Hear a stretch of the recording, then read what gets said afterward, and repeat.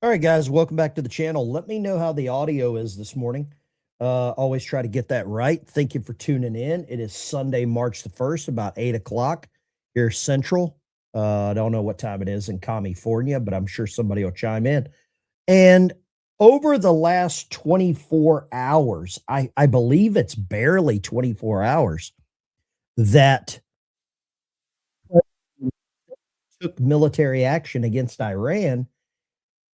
Now Iran is without a leader. They're without 44, I believe, of their head honchos. Trump warns that the United States will strike Iran with force that has never been seen before if the regime carries out a devastating attack. Apparently, Iran has come out now and said that they have new secret weapons that nobody else knows about that are going to destroy America. The other thing that has come out is that this country, Iran, attacked 5 other neighboring nations. They also, intelligence was gathered that they were going to attack U.S. military bases in the region preemptively. Somebody says Iran's always lied. They win every negotiation. Got my coffee cup here. Somebody sent me. The truth really upsets most people. I have a email. I can't show it because it would show the person's email address, and I don't want to do that.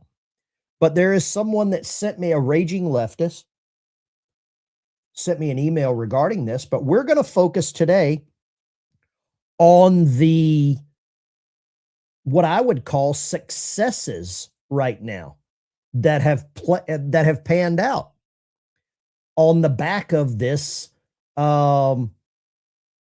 epic fury. Secretary of War Pete Hegseth releases a statement on Operation Epic Fury. If you kill or threaten Americans, then we will hunt you down and we will kill you. How many of you agree with that sentiment? I think that's pretty straightforward. If you kill or threaten Americans, then we will hunt you down and we will kill you. We're seeing that here in the United States domestically. I'm okay with him doing the same damn thing here.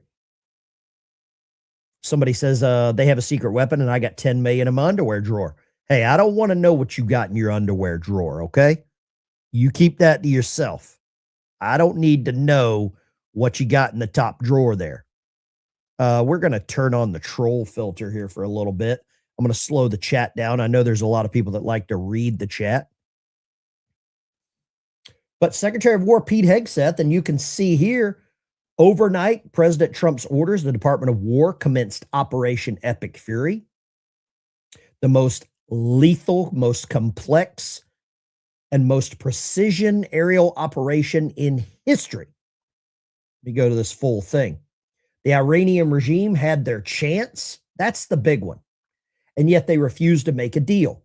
And now they're suffering the consequences. For almost 50 years, Iran has targeted, killed Americans, always seeking the world's most powerful weapons to further their radical cause. Last night, unlike any president, any previous president, Trump began dealing with this cancer on the world. I don't believe another president has done a damn thing except negotiate. And whenever I say negotiate, give Iran everything they wanted. Thank you for the super chats. We'll get to all those. Those are very important. Super chats here on the channel I use to help veterans, send them some guitars. I help veterans with some service dogs. And I've got a bunch of Bibles that just came in that I need to ship out to members. If you want to be a member and get a veteran or a Bible, I would love that too. Shipping's not cheap. He says, we will not tolerate powerful missiles targeting the American people. Those missiles will be destroyed along with missile production. That's the factory. The Iranian Navy will be destroyed. And as President Trump has said his entire life, Iran will never have a nuclear weapon. The United States did not start this conflict, but it'll finish it. You kill or threaten Americans anywhere in the world, as Iran has, then we will hunt you down. We will kill you. Our warriors are the best in the world. They now know what gender they are. May God's providence project them in this vital mission. I am all about ending wars. I don't believe we need any wars. Sarge, sending out Bibles. Ben. Yeah, I've got a bunch of Bibles that were donated. I'll show you. They have, well, where's it at? They have, it's a veteran sort of thing here. I'm tied in. It's up there on the show. I'll grab them.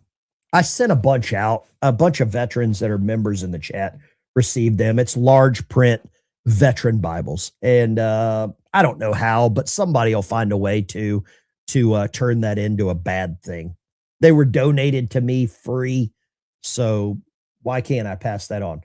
Now, Donald Trump came out on True Social yesterday afternoon, posted this on True Social about the Ayatollah being one of the most evil and vile people in history. I put a post in my comments. Do you think he'll now be voting Democrat? I really think that. I'm sure he'll be a registered Democrat in California as soon as possible. Says he was unable to avoid our intelligence, highly sophisticated tracking. Peace throughout the Middle East and indeed the world is the final sentence there. And I think that is amazing. That's the goal here. Now, here's another True Social post from Donald Trump. This is the main one that I really want to talk about. Iran just stated they're going to hit very hard today, harder than they have ever hit before. They better not do that, however, because if they do, we will hit them with a force that has never been seen before. If you don't think the United States military has capabilities that the world doesn't understand, I want to take you back to a little town called Nagasaki, a little town called Hiroshima. No one knew what we had when the Enola Gay, and I think his name was Lieutenant Tibbets, or maybe it was Captain Tibbets. Should have been 4-star General Tibbets, dropped the atomic bomb on Hiroshima. I typically don't ban anyone this soon, but let's see here. Let's go ahead and ban this guy. Goodbye. Sarge flushed. Bye.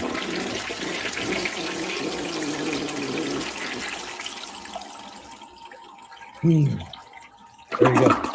Now, for all of the panicans, for all the woke right morons, okay? And there are a lot of woke right morons. A lot of people are talking about the woke right. And there's some people that don't really understand what the woke right is.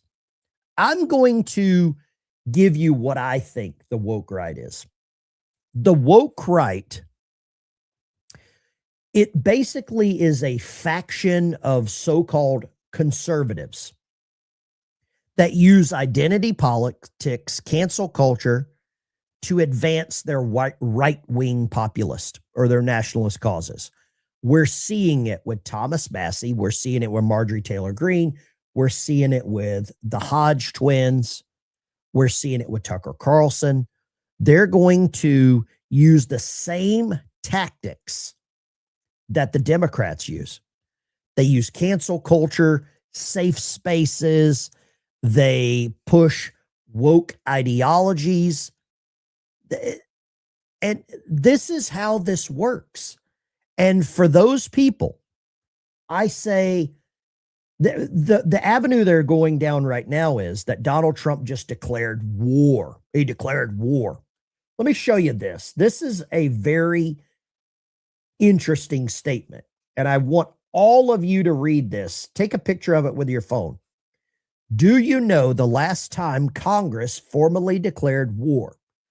June 1944. The so-called wars ever since. Korea, Vietnam, Gulf, Iraq, Afghanistan, Syria, war on terror. The United States president can absolutely carry out military action without congressional approval. Stop pretending otherwise. So for all these people that Trump declared war, talk to me about all those. And some of you probably served in some of these battles. Some of you probably served in some of these conflicts. If you're a veteran, post your branch of service in the chat and let me know which one of these you served in, because war on terror, Iraq, Afghanistan, this is just, there's a lot of operations that occurred that people don't want to talk about. And they need the anger. They need the hostility. They need the absolute, I would say, underinformed. Let me know if there's any trolls in the chat. I'll get rid of them. I just don't have time for that stuff anymore. I'm going to turn on the troll filter here. Let's go here. We'll turn on the troll filter. This usually blocks a good amount of them, but hey, they are persistent. There we go. Troll filter engage. I want to show you this. This is happening right now. These are daytime operations, which typically never occurs, but I believe Donald Trump wants the Iranian people to see how much he's helping them. Let's go.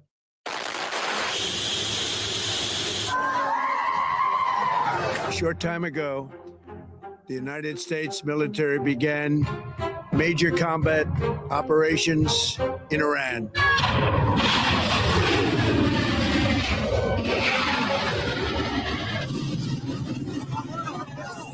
We are facing an act of aggression, and obviously we have every right to defend ourselves.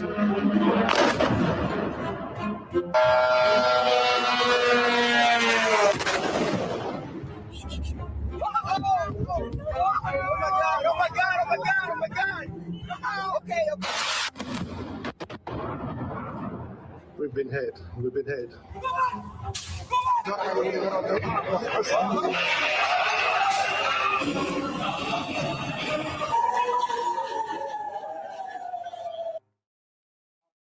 History unfolding in the Middle East, the U.S. and Israel carrying out an unprecedented military operation, crippling Tehran's leadership by taking out Iran's supreme leader, along with dozens of other top officials. The devastating blow to Iran's Islamic regime, a result of one of the largest military operations in the history of modern warfare, with 900 U.S. strikes in just 12 hours, using 2 aircraft carriers, 3 destroyers, and B-2 stealth bombers, and striking at least 500 Iranian targets. We've already seen dozens of U.S. military bases targeted with retaliatory strikes as Iran vows revenge. President Trump urging Iran not to return fire or face, quote, force that has never been seen before. The sentiment for Iranian Americans across the globe, elation, celebrations erupting after the strikes came down, in what could be the best hope for relief from the Islamic regime's reign in decades.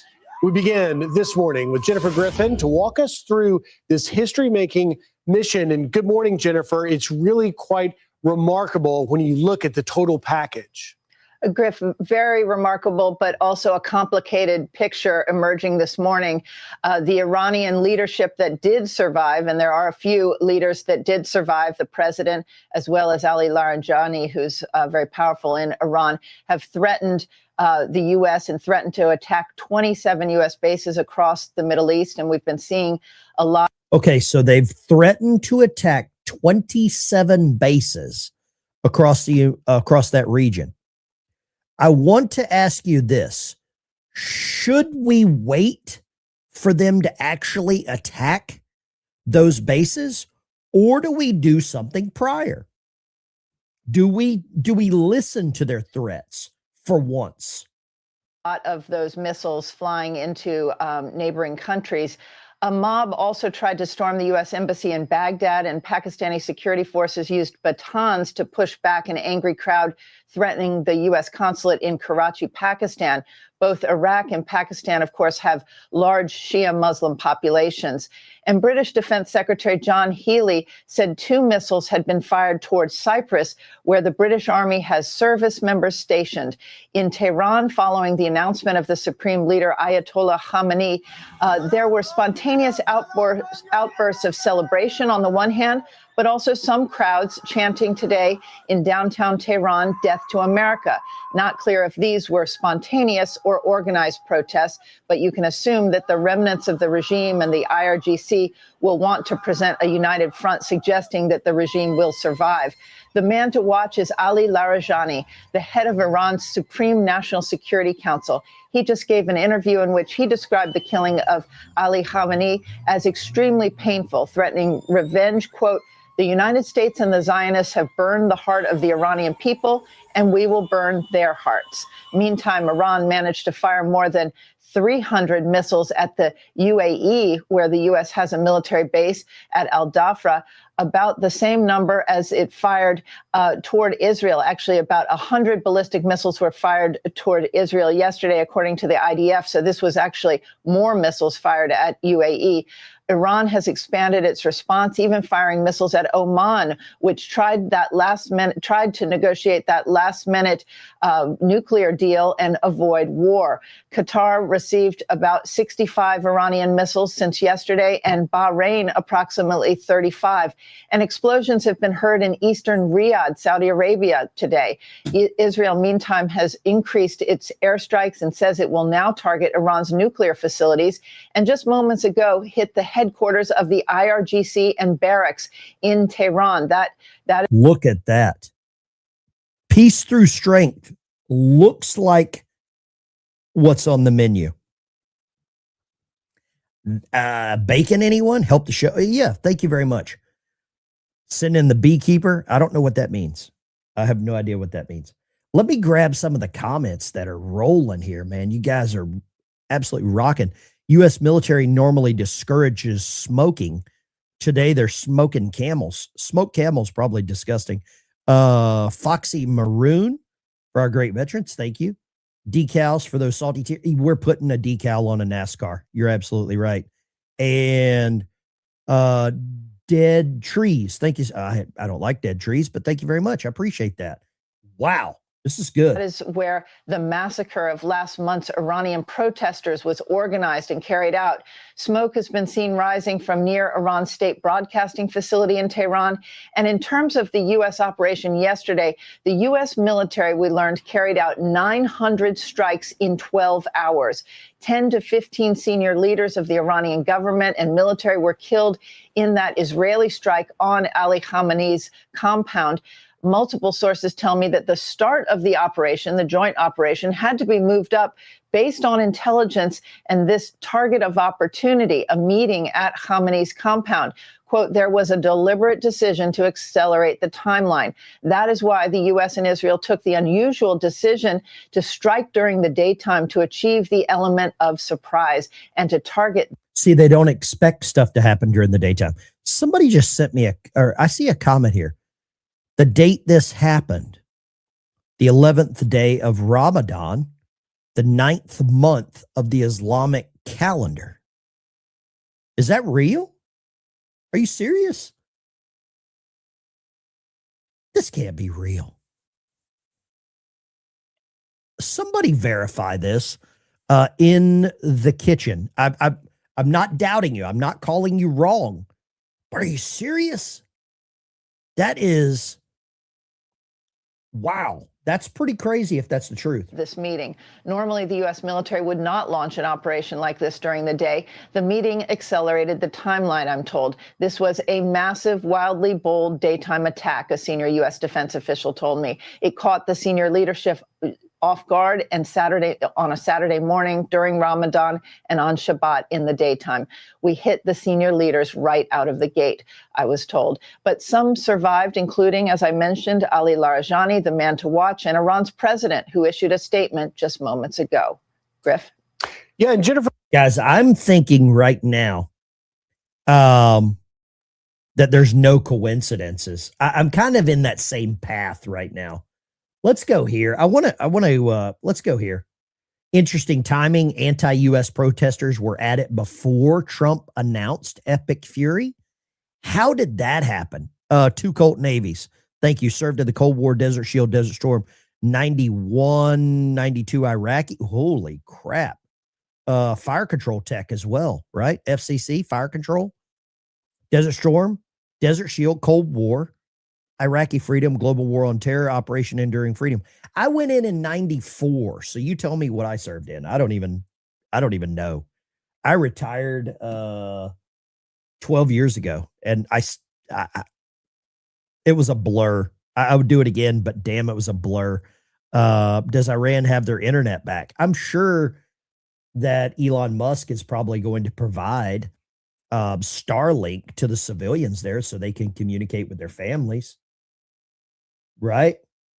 I mean, why wouldn't he? You want to trigger the left? But this is interesting here. Anti-U.S. protesters had information before the strikes. In the chat, which liberal or rhino Republican gave them and leaked the information? It says right here, in the dark of night, 10 minutes before President Trump announced that the U.S. and Israel had attacked Iran, a network of U.S. nonprofits, it's always these NGOs, right? A network of nonprofits, groups funded by Neville Roy Singham, Shanghai-based American-born tech tycoon that hates America. They nearly instantaneously had a response. They were out in the streets putting up protest 10 minutes before it was announced. Who leaked this? Who let them know? Tucker thinks aliens are angels? Prove that one to me. Prove that one. Here it is right here. Look at this. Let me show you. This is before, this is in the middle of the night, Nate Friedman. Big salute. Let me touch my hat for the eagle. I got the eagle call sign for the touch. If you touch this eagle, there you go. They're bringing in the signs already. So much money's being ready this fast. Look at this. Middle of the night.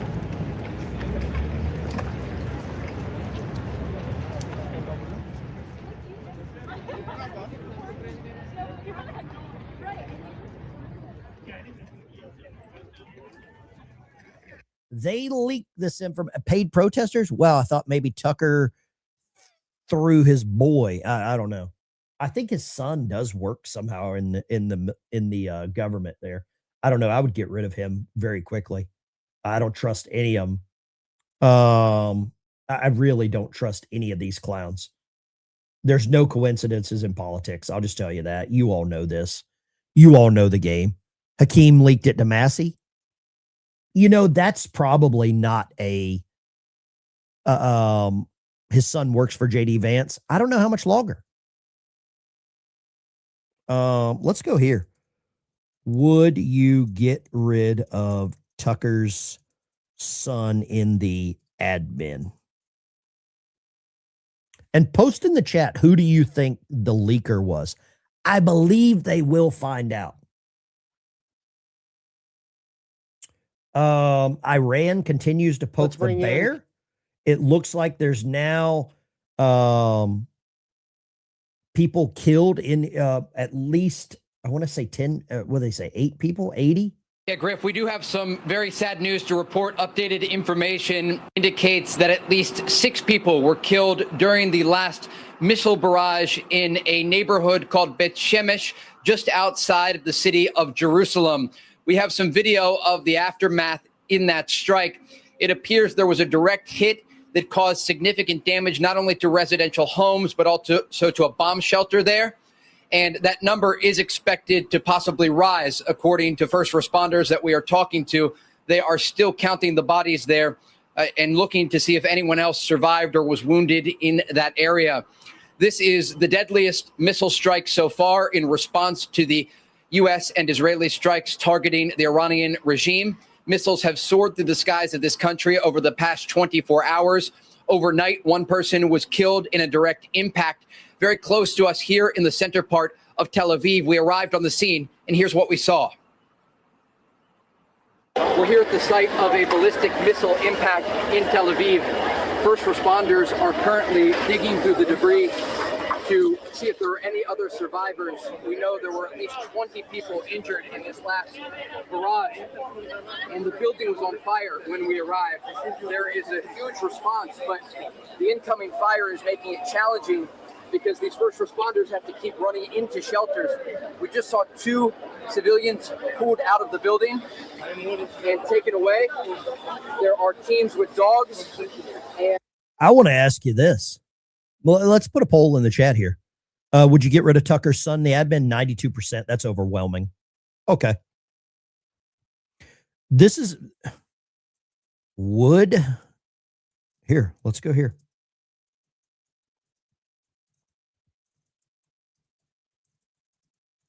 Let's do this.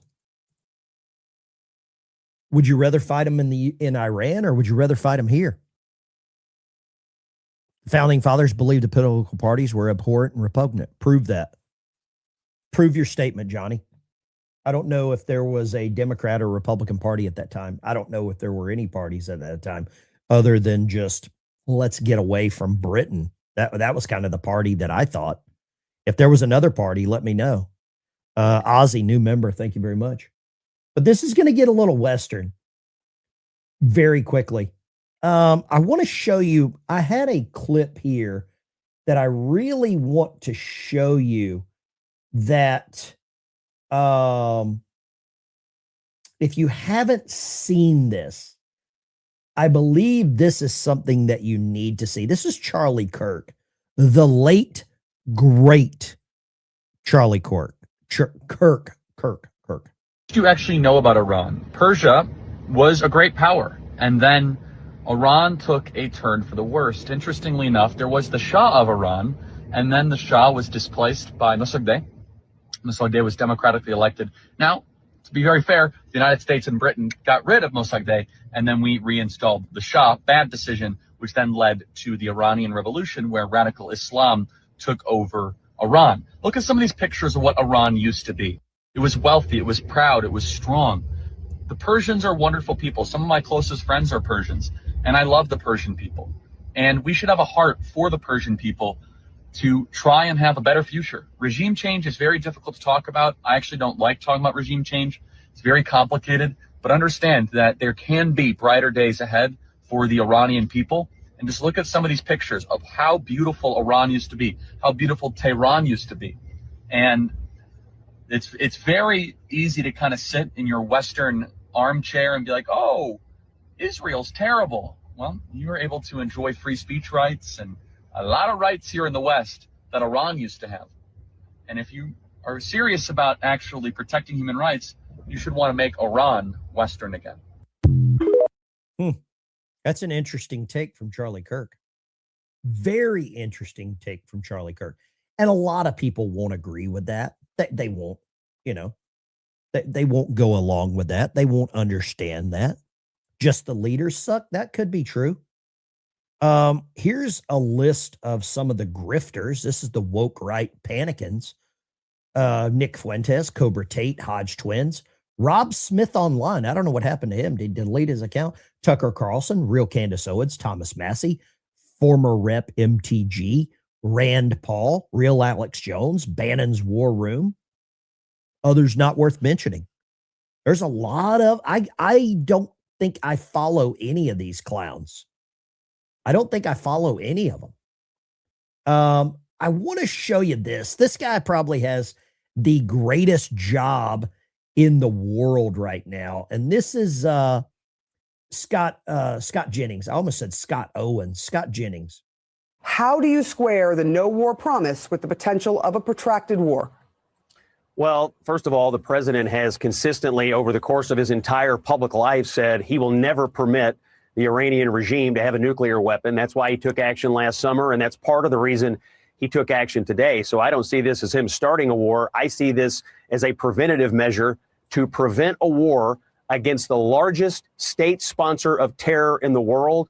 My view is this is a new day for the people of Iran. It's a new day for the Middle East, and it's a new day for the world because the most courageous commander-in-chief of my lifetime said, I'm not putting up with this. We've been banging our head against the wall for 47 years while these guys terrorize the world, and I'm not going to permit it any longer. So when I see these Iranian people in LA and other places celebrating, I can only imagine their emotions and the emotions of the people in Iran who now have a chance to take back their country and restore what was once a great pro-Western country. That's the end goal here. No more war, but peace and a government and a culture in Iran that can actually participate with the rest of the world instead of terrorize it. That's what the president did. He ought to be commended for it.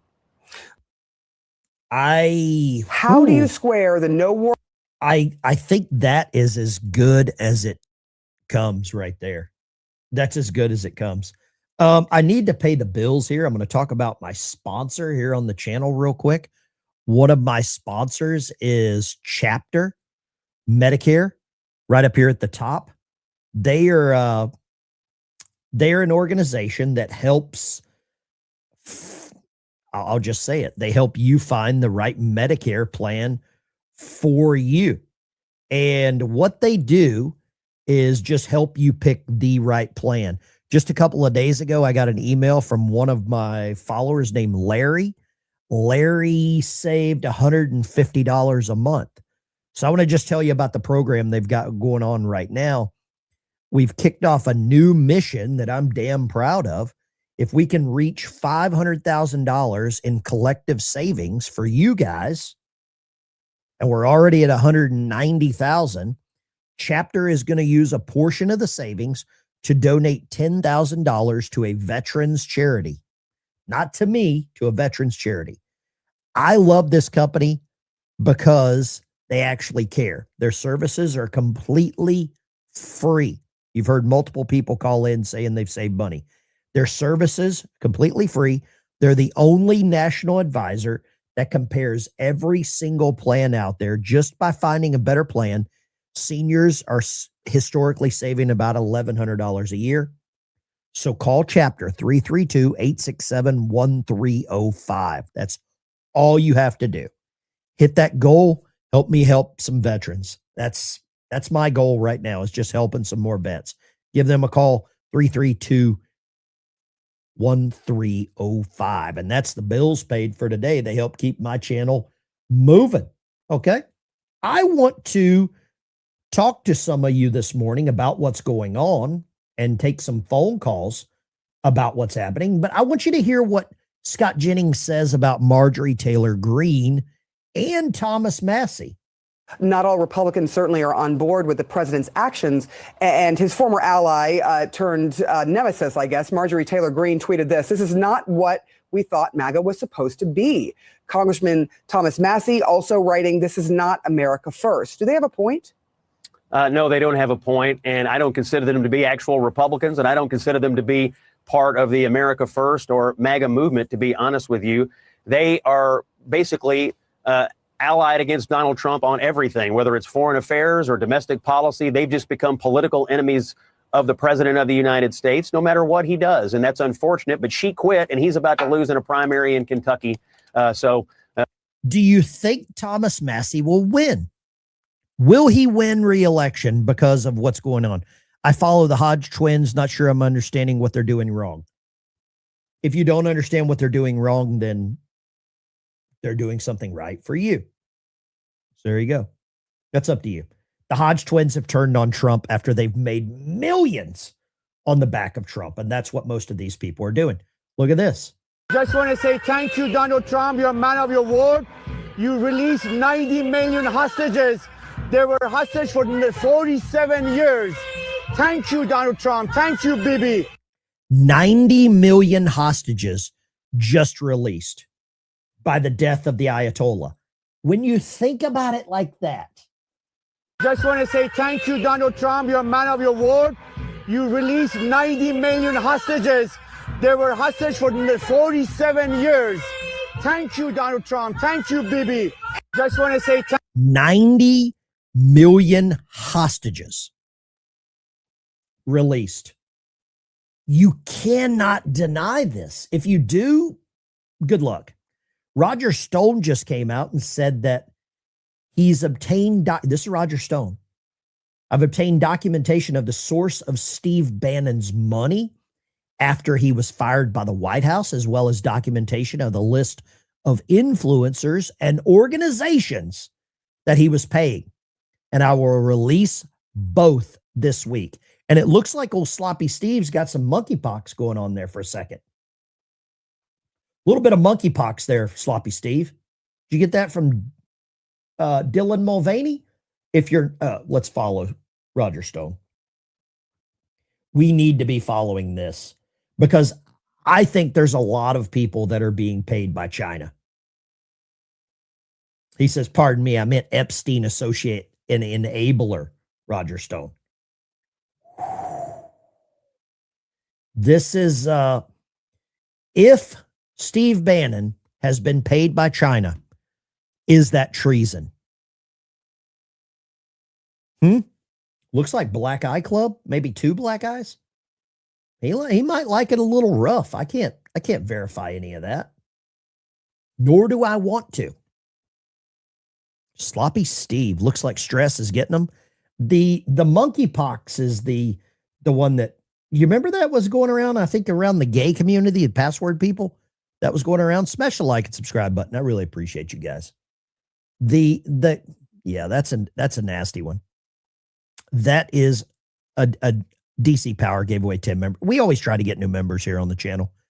If Sloppy Steve is getting paid, 88% of you say you're not Thomas Massey fans. Okay. All right. I got you.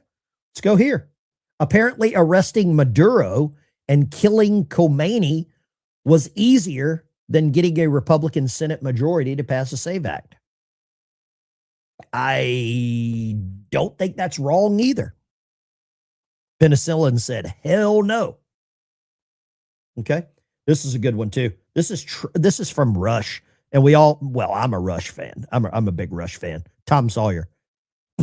Washington can't afford for Trump to succeed. Wait, where'd that photo go? Where'd that photo go? Dad, burn it. Well, I thought that photo was there. Okay. No worries. Washington can't afford for Trump to succeed. That's why they hate Trump, because he's cutting off the supply line from the military industrial complex. I just pictured O'Donnell and Bannon. Yeah, that I need some eye bleach. I need some bleach in my eyes as well. I want to show you let's go here. Let's go here. This is John Fetterman. I would trade Thomas Massey for Fetterman. I would trade Marjorie Taylor Greene for Fetterman. Well, she's gone. Yeah, no, I mean, it's truly incredible. And let me just say, like, all of the naysayers, all these so-called experts, aren't you ever tired of being wrong about this? Everybody claimed that this was going to turn into like a huge disaster, or things could go out of get out of control. And that's just absolutely not what happened. And what America and Israel accomplished today was profound. I can't disagree with this guy. I really can't disagree with Fetterman. Right? I don't know if there's anybody. Let's go here. Is Fetterman wrong? How about this? Let's, you know what? I'll come up with that poll in just a second. I've got some poll questions I want to ask everyone. But damn, I think the Democrat Party has to get rid of Fetterman. They will get rid of him the same way that they did, I hate to say it, but Bernie Sanders. Bernie Sanders should have probably been the nominee for the Democrat Party. And they paid him off.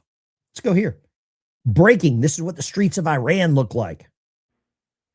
Just kidding. This is Gavin Newsom's California. This is, I believe, Skid Row, or actually any street in California. Look at that. Wow. Look like zombies down there. It says it's 68 degrees. That's nice and comfortable. Very nice and comfortable. I'm starting to like Fetterman. Somebody said don't be fooled by Fetterman last night when they called in. They said don't let Fetterman fool you. Dumbass piece of shit! You have no idea what the fuck you're talking about! Yes! You're a fucking moron! This is a New Yorker. He's yelling at Iranian protesters on the street, calling them effing morons as they went through the streets of Iran. I love this. And all you retarded idiots here are fucking brain dead! That is me at 6 a.m. most mornings. Pryor, you should read my comment there. I don't know where the comment is. Pryor, let me know. I bet Russia and China is freaking out the military capabilities we have. I don't know about that. I don't know if they're freaking out. But he says what he thinks you want to hear. I don't know who that is. Oh, okay. Gotcha. I don't know if you guys want me to finish that clip. It's got some F-bombs. I'm at church, but wanted to stop by and tell everyone. If you guys want me to finish that clip, 1 for yes, 2 for no, let me know. I know there's some language there, but you just let me know if you want me to finish that clip. Here is some women celebrate. A lot of people are wanting that. Oh, you want to see the rest of it? All right, we'll play Democratic majority here. Do not feed the troll! Do not feed the troll! Down with occupation!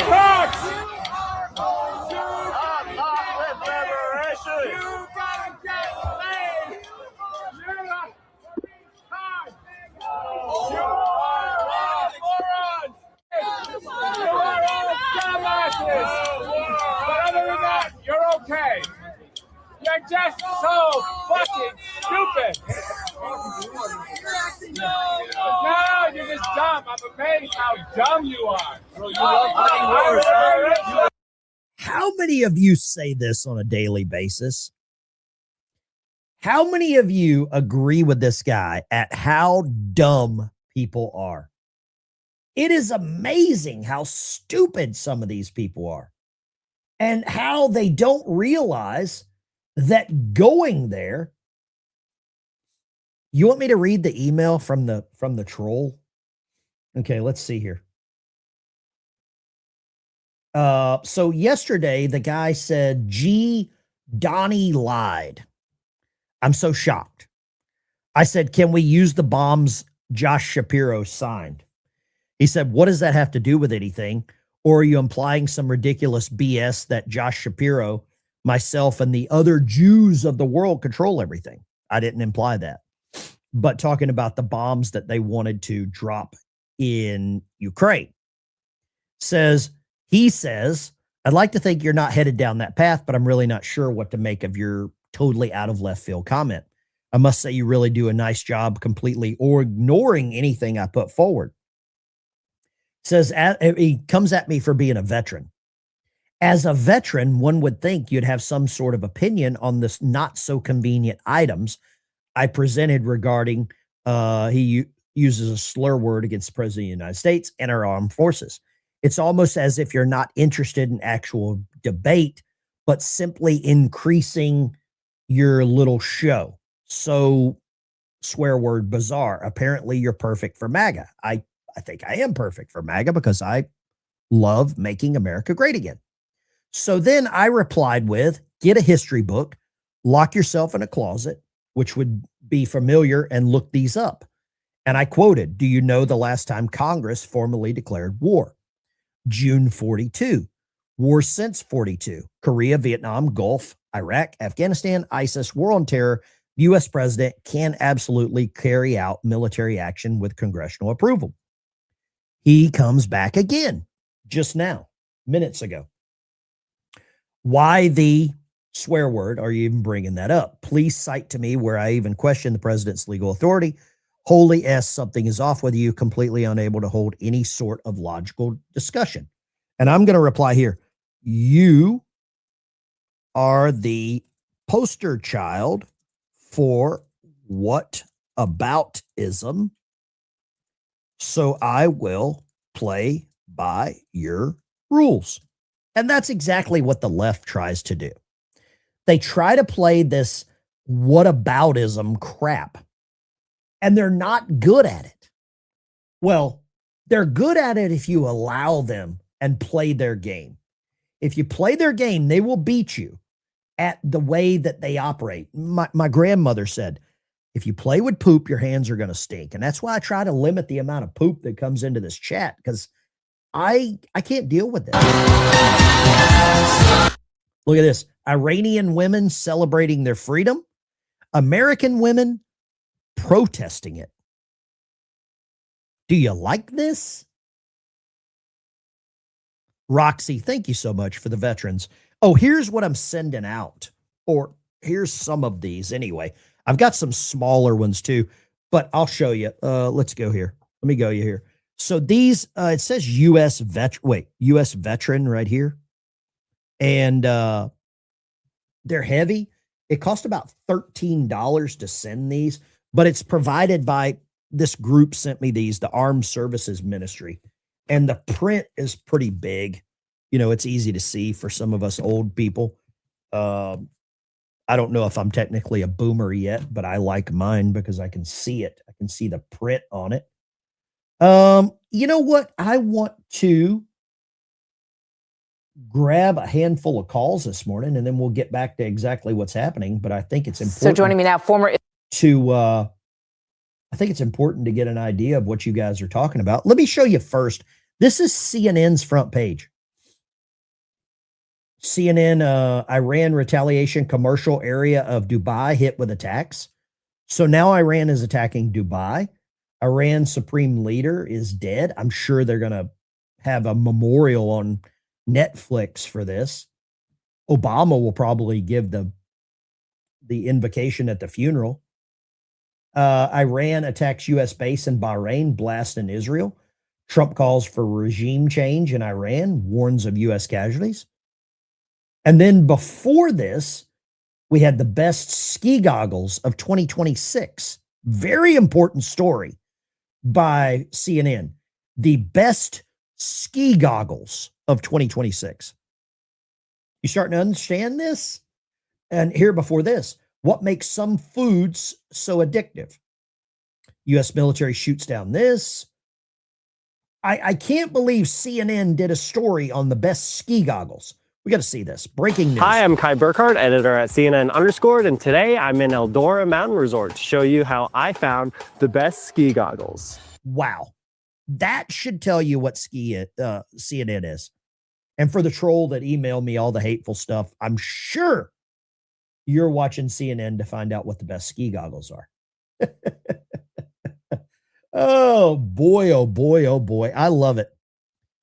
Are you starting to understand what's going on here? Good morning, Climatics. Are you understanding the narrative and how the game is played? It is all about lie, deny, counter accuse. Milk Bar TV, we had him on the show not long ago discussing how demonic that Candace Owens is. Let's show you this. But Americans are afraid of Iran. They see video of Iranians saying death to America. When they say death to the United States, it doesn't mean death to, they don't mean death to the people of the United States or even to the officials of the United States. بنده این رو برای حضرات بزرگان آمریکایی روشن کنم. مرگ بر آمریکا یعنی مرگ بر ترامپ و جان بولتون و پومپئو. And once again, I would like to tell you and remind you that this is not death to the American people or to the officials. مرگ بر آمریکا یعنی مرگ بر شما چند تایی که گروهی که دارید اداره میکنید کشورتون رو. مراد اینه. در این دوره اینان. Go check out Milk Bar TV. I'm so glad Tucker Carlson interviewed the president of Iran. I'm really pleased with that interview that he allowed the president of Iran to speak. It's very similar to the way that Sean Ryan interviewed 5 hours Hunter Biden, and also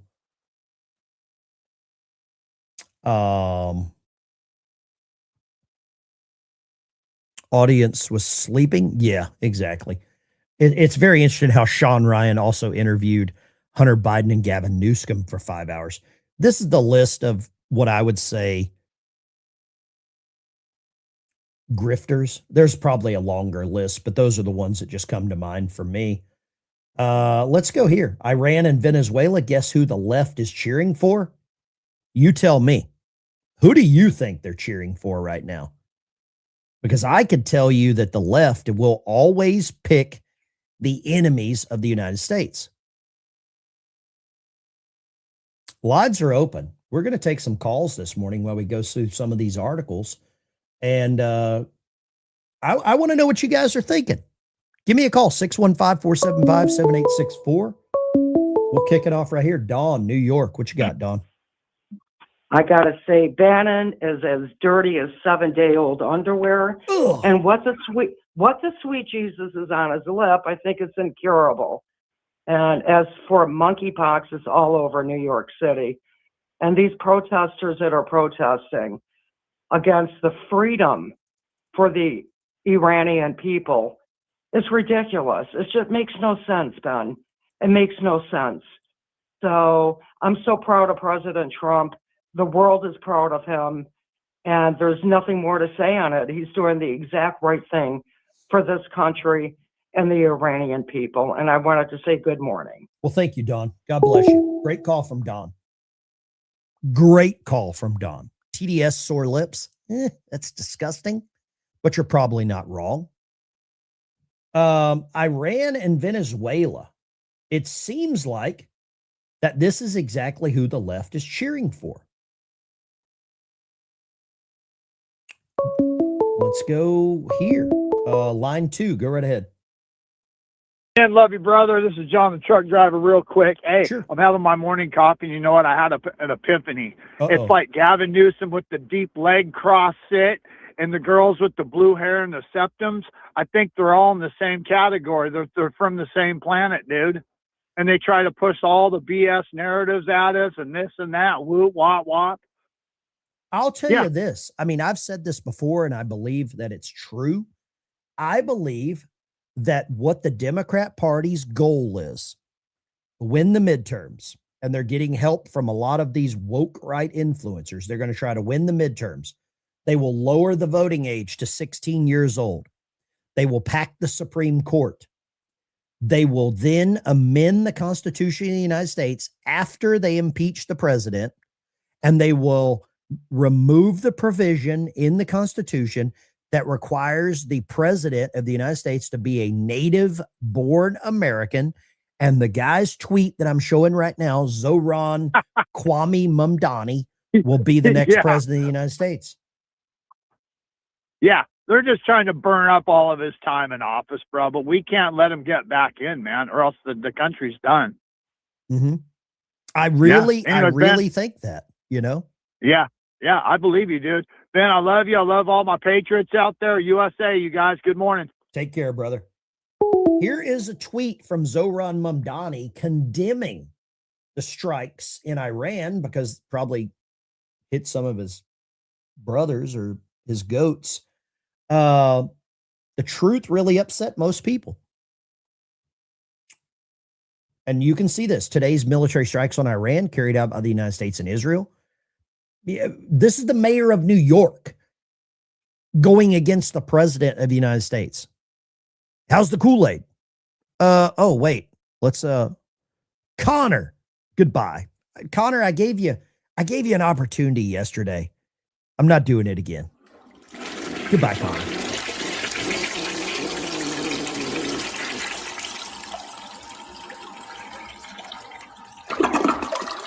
There you go. Goodbye, Connor. This is Zohran Mamdani. To you, Zohran, you stayed quiet when we faced massacre, when Islamic Republic assassins were sent here in New York to kill us. Stop lecturing us about peace. I don't feel safe in New York listening to someone like you. Mamdani, who sympathizes with the regime that killed more than 30,000 unarmed Iranians in less than 24 hours. I mean, that sounds like a Democrat. It sounds like a good night at Planned Parenthood is what it sounds like for the Democrats. But do you know what? There's a lot of people that voted for this scumbag. Let's go here. Line 2, good morning and God bless you. God bless you. How you doing, shipmate? Amazing. How are you, sir? Where are you calling from? New Jersey. New Jersey. Thank you for calling. What would you like to talk about? The socialist state of New Jersey. Oh, I've heard it's bad. We could talk about the Persian Gulf if you like. Sure. What would you like to say?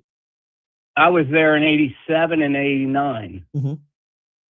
What ship were you on? USS Hawes. Okay. Okay. What would you like to say about class that? frigate. Pardon me? What would you like to say about that? Shit ain't changed over there. Nothing's changed over there in the last 30 years. It's the same as when we were there. The Iranians would fly out of Iran, fly over to convoy, we'd chase them away, and the Iraqis would come down and harass them. Do you think things will change now? Yeah, if the people step up. If the people don't step up, it's going to be the same crap. Do you think and Bruce Springsteen will be complaining about us being over there? Do you think the Iranian people have just been given a golden ticket by removing this guy, their leader? Well, you were a chief in the Navy, right? I was in the Navy, absolutely retired. You were a chief, though, right? You were a sonar chief? I'm retired. I never get into rank on here. I think it's irrelevant. I don't think it affects my opinion. Well, you could lead a horse to water, but will he drink? I know you're a country guy. Yeah. I mean, let me ask you this. Do you think... Will they drink? Has there ever been a better opportunity for the Iranian people than now? Oh, no, definitely not. Not even when we were there, because we didn't do anything for them. Mm-hmm. We just blew their stuff up. How ironic is it that we have American people here in our country protesting against what Trump is doing, and we have Iranians partying like it's a Prince concert, 1999, on the streets there? What do you think? I think somebody's getting paid, and they've been. And now that I've been seeing it, I'm thinking this has been around for a real long time. Yeah. I mean, they were protesting us being in the Gulf in 87. Yeah. You've experienced actual hatred from the American people, and it's sad. Thank you for calling. I appreciate you. We pulled into Charleston. There were banners on the bridge and family on the pier, and it was parades. It was welcome home. Let me ask you this. What would it be like right now if the USS Gerald Ford left the Middle East and pulled into Fleet Week in New York City? Oh, I think they'd be welcomed. There's only a half dozen of those people that are being evil. Do you think these paid protesters would show up? No, I don't, because I don't think they like to be confronted by people that would stand up to them. I think they're getting braver or dumber. Thank you for calling. Thank you for service. God bless you, shipmate. There we go. Lines are open, 615-475-7864. It's right up there at the top. You guys are doing a great job turning down the audio. I appreciate it. Line 3, go. Dykes, this is Climatics from Houston, Texas. Good morning, sir. What would you like to say? Good morning. I just want to say, although I did vote for no new wars, you have to be able to separate a military operation from a boots on the ground. Mm-hmm. I am fully in favor of what they've done, as long as the American soldier stays safe and doesn't get into a never-ending Middle Eastern conflict again. Is this a war? No, I don't think so. I think, well, it depends on what your definition of a war is. Does that mean boots on the ground? Does that mean a sustained fight? No, is a 24-hour? No, there is one specific thing that calls it a war. Congress has to declare it.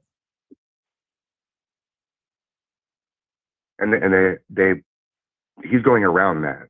Well, do you know the last time Congress declared a war? The Gulf War, right? No. Vietnam? 1942. Holy cow. 1942 was the last time they declared a war.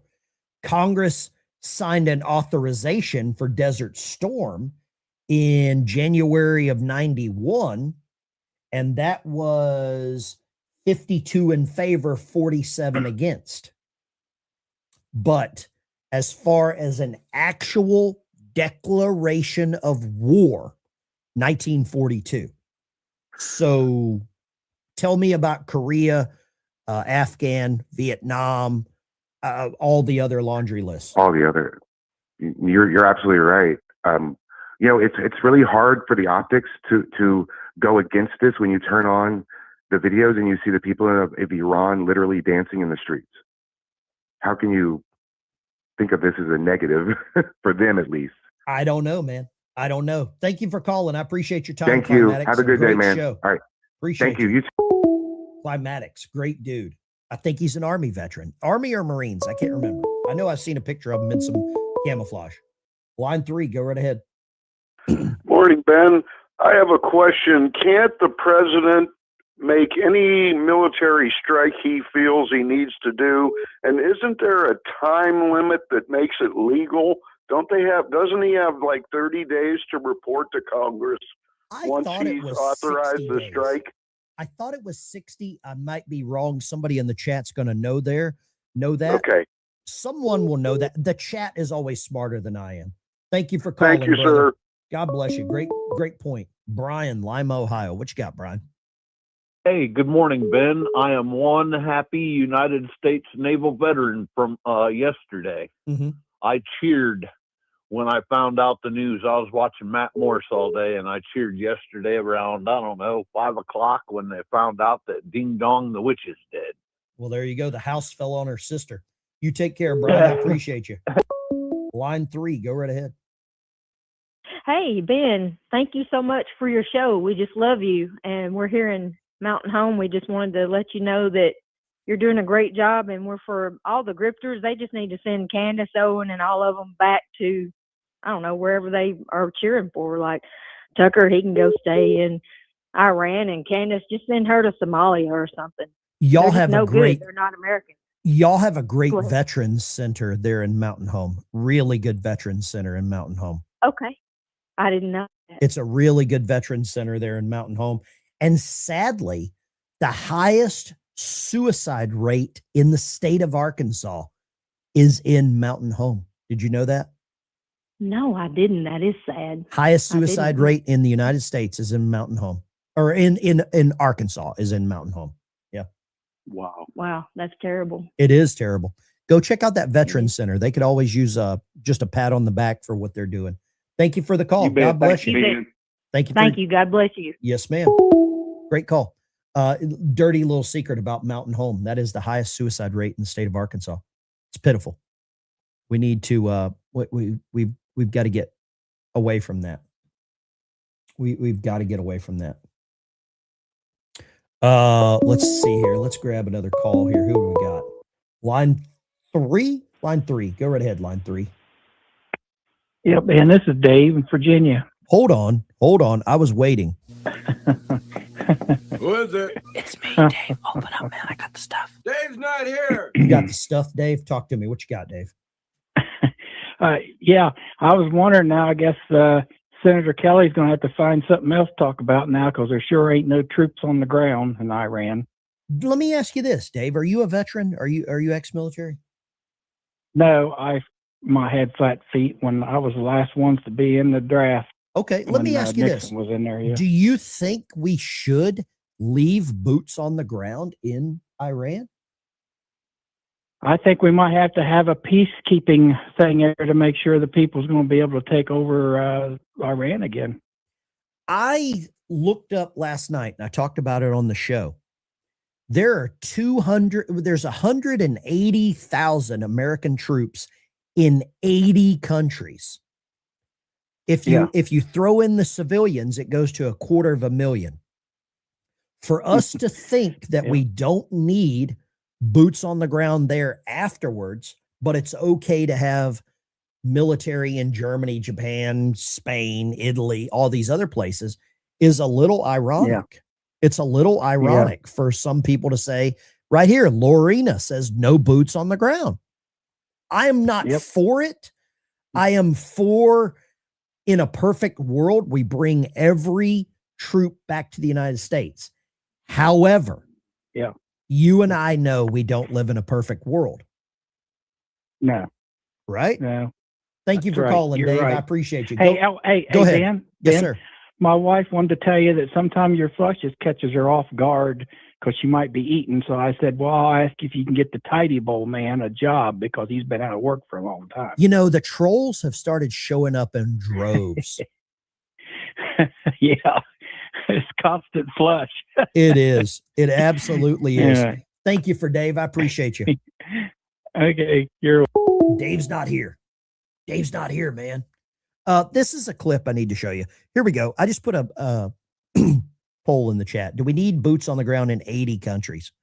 Ben, you really know about all the topics, intelligent man. Mariette, I'm not. I'm not. 90% of the time I'm rude. I get upset with callers. I hang up on people. I zap trolls. No, I'm really not.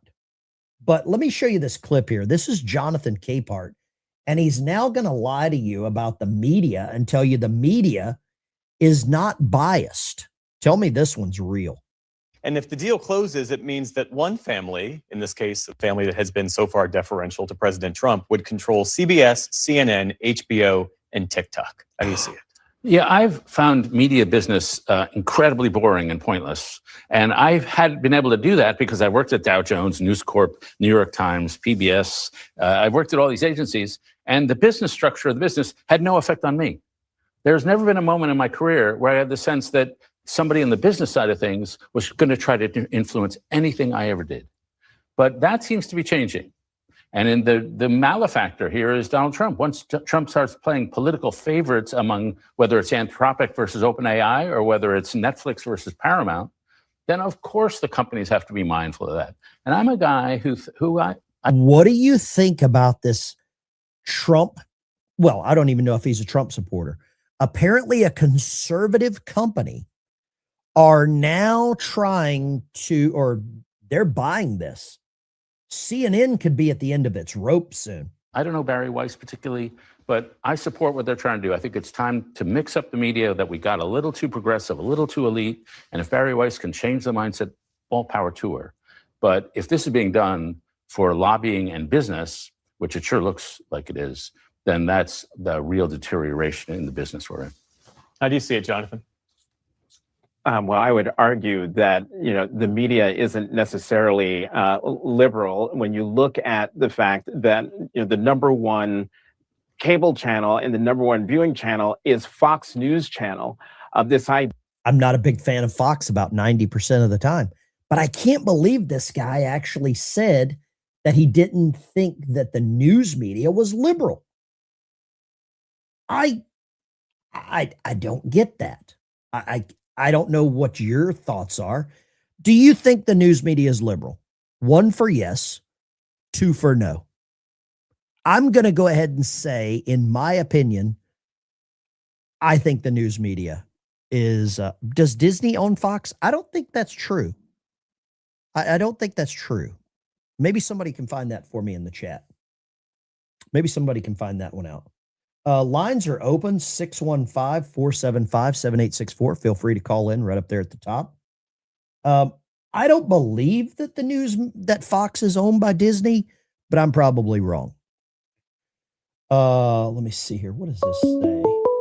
Let's see here. Line 3. What do you got, line 3?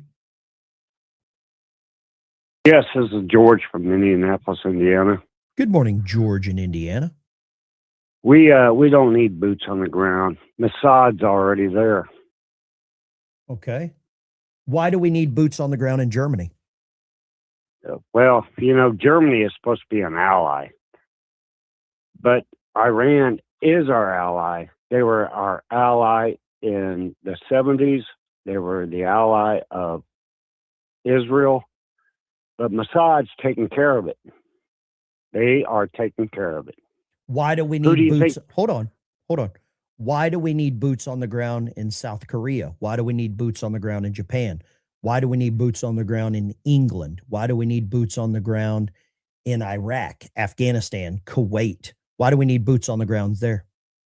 Well, we don't need boots on the ground in Afghanistan. That thing's a loss. Do you think China would move in if we didn't have boots on the ground there? Oh yeah, I totally agree with that. So are you okay with China moving in there? No.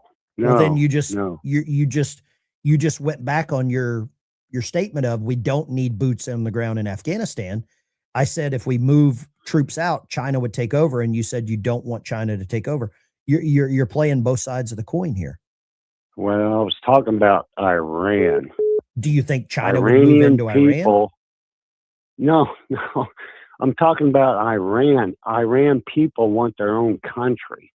It's not going to be another Afghanistan. It's not going to be another Iraq. Why not? The Iranian people want their own country and control their own country. They're bringing the prince back.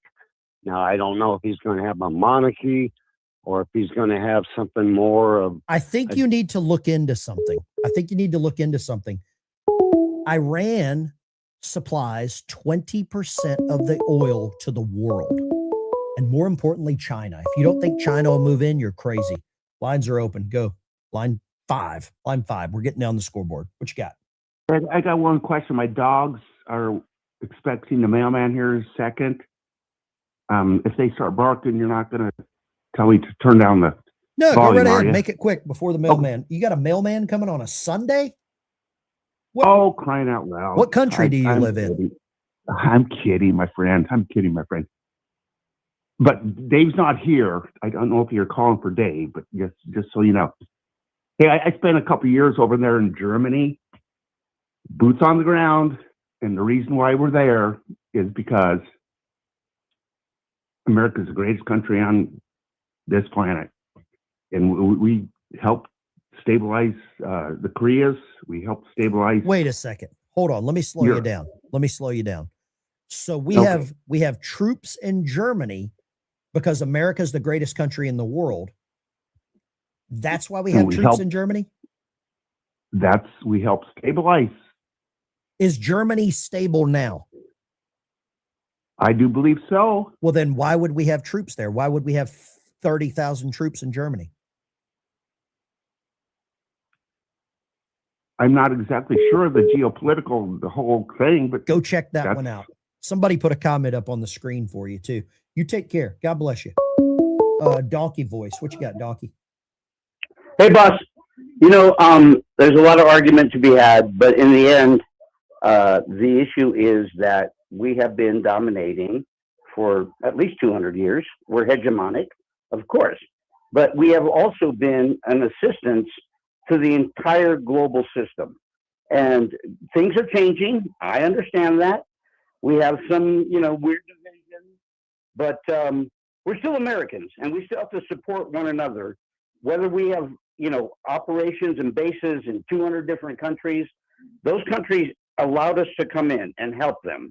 And so even though things are changing, we still have to be Americans and support one another. Okay. That's all I got to say, boss. Thank you, what else do we... Look, we're at war, Holmes. You know that. God bless you. I think we've got a war brewing here on our own country, on our own soil. This is the cover of the New York Post right here. Death to the devil. Ayatollah and 40 Iranian leaders taken out in massive U.S.-Israel strike. That's going to piss off a lot of liberals in New York. Let's go here. Line 6. We're at the end of the board. Good morning, Ben. Ken from Youngstown, Ohio, 11 Bravo Vet. Hey, man, I'm impressed this morning. I'm impressed. Guten Tag to you, too. Hey, man, I'm impressed this morning. The enlistment, after a 40-year low, our enlistment to go into the services, all branches are reporting exceeding levels of enlistment. You know how proud I am to see our young folks enlisting in the military today and wanted to be a part of this great nation and defender.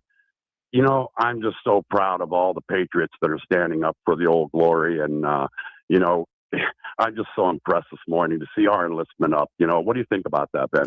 I'll tell you this. What it tells me is young men have, when you join the military, whether people will say it out loud, you're looking for a challenge, you're looking to be a part of something, you're looking to become a man. And it seems like a lot of young men are wanting that same challenge. Thank you for calling. Amen. 11 Bravo. Amen. A bunch of 11 Bravos in the chat here. I got a really good friend of mine. He was an 11 Bravo.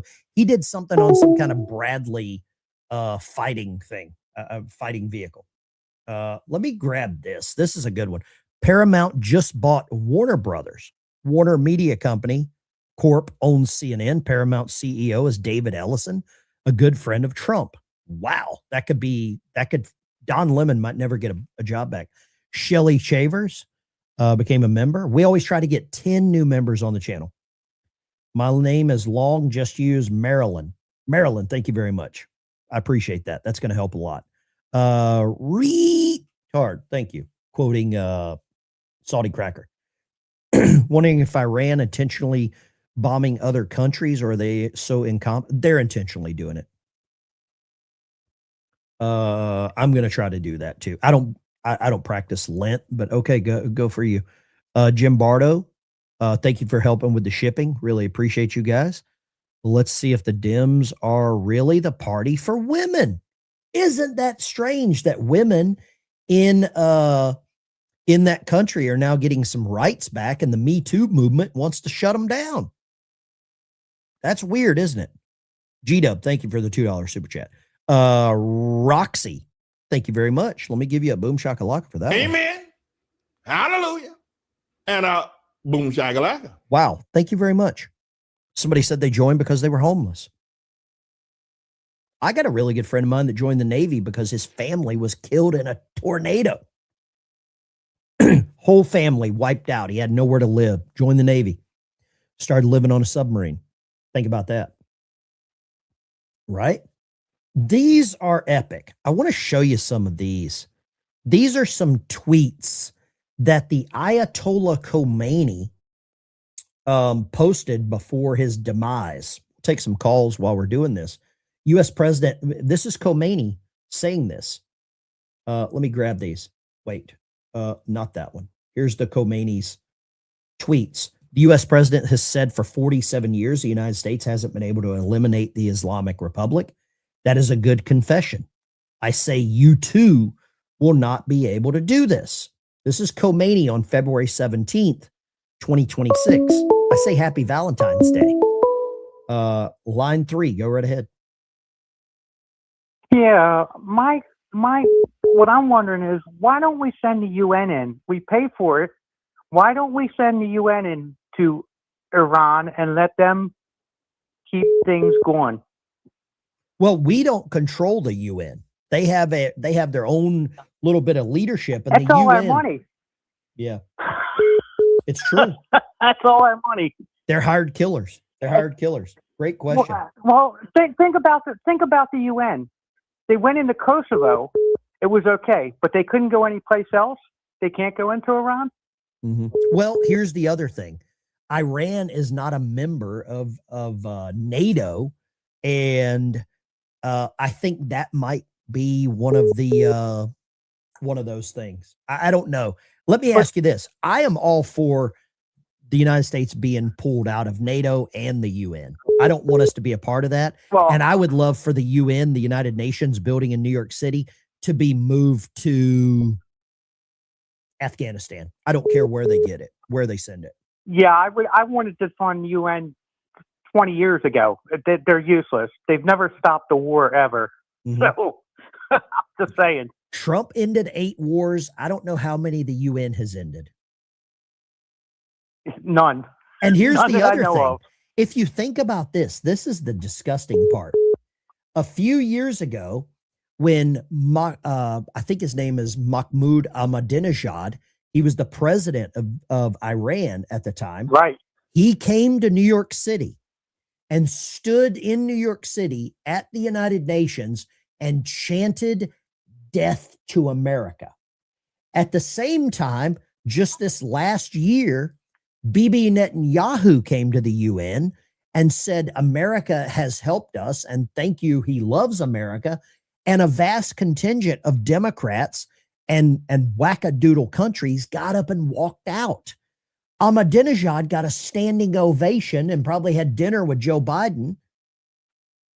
Think about that. Well, look at all the people they've had as people that ran the human rights part of it. Mm-hmm. Every one of them's been a ridiculous mess. Thank you for calling. So, God bless you. I want Iran to have so much freedom that they start eating pork chops. Ukraine isn't part of NATO. That's exactly right. And I'm glad.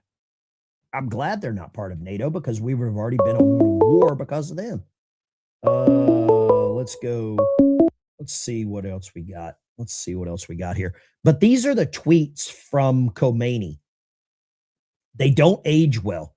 This is February 17th. The U.S. president keeps saying they have the strongest military in the world.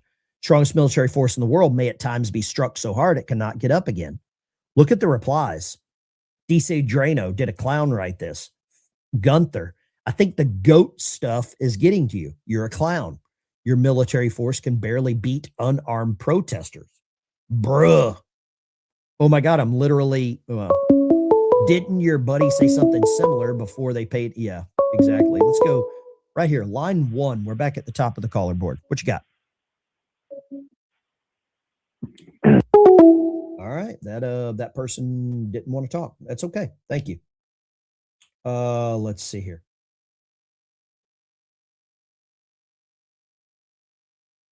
Oh man, I love this text exchange. You should call in. New Jersey. I can't remember where the guy was from, but feel free to call in. I love talking to people that are out of touch or somewhat out of touch, in my opinion. We'll give you one last try here. I don't know what's going on with your phone, but go right ahead. I ended up losing the call.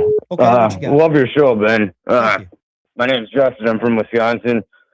I did a little tour over in Iraq myself. I'm kind of happy that Otoli is dead. That guy supplied so many weapons to the freaking Al Qaeda. It killed a lot of my buddies over there. Oh, I'm sure. It's ironic that, think about this. When Obama announced the death of Osama bin Laden, America cheered. Oh, yeah, definitely. We announced the death of the Ayatollah, and now the Palestinian arm of the Democrat Party wants to burn America down. Does that make any sense? We burn them down. It doesn't make sense to me, does it? No, it don't make no sense at all. Uh-huh. This whole world's all upside down. Mm-hmm. Thank you for calling. Thank you for your service, brother. God bless you. Thank you, too.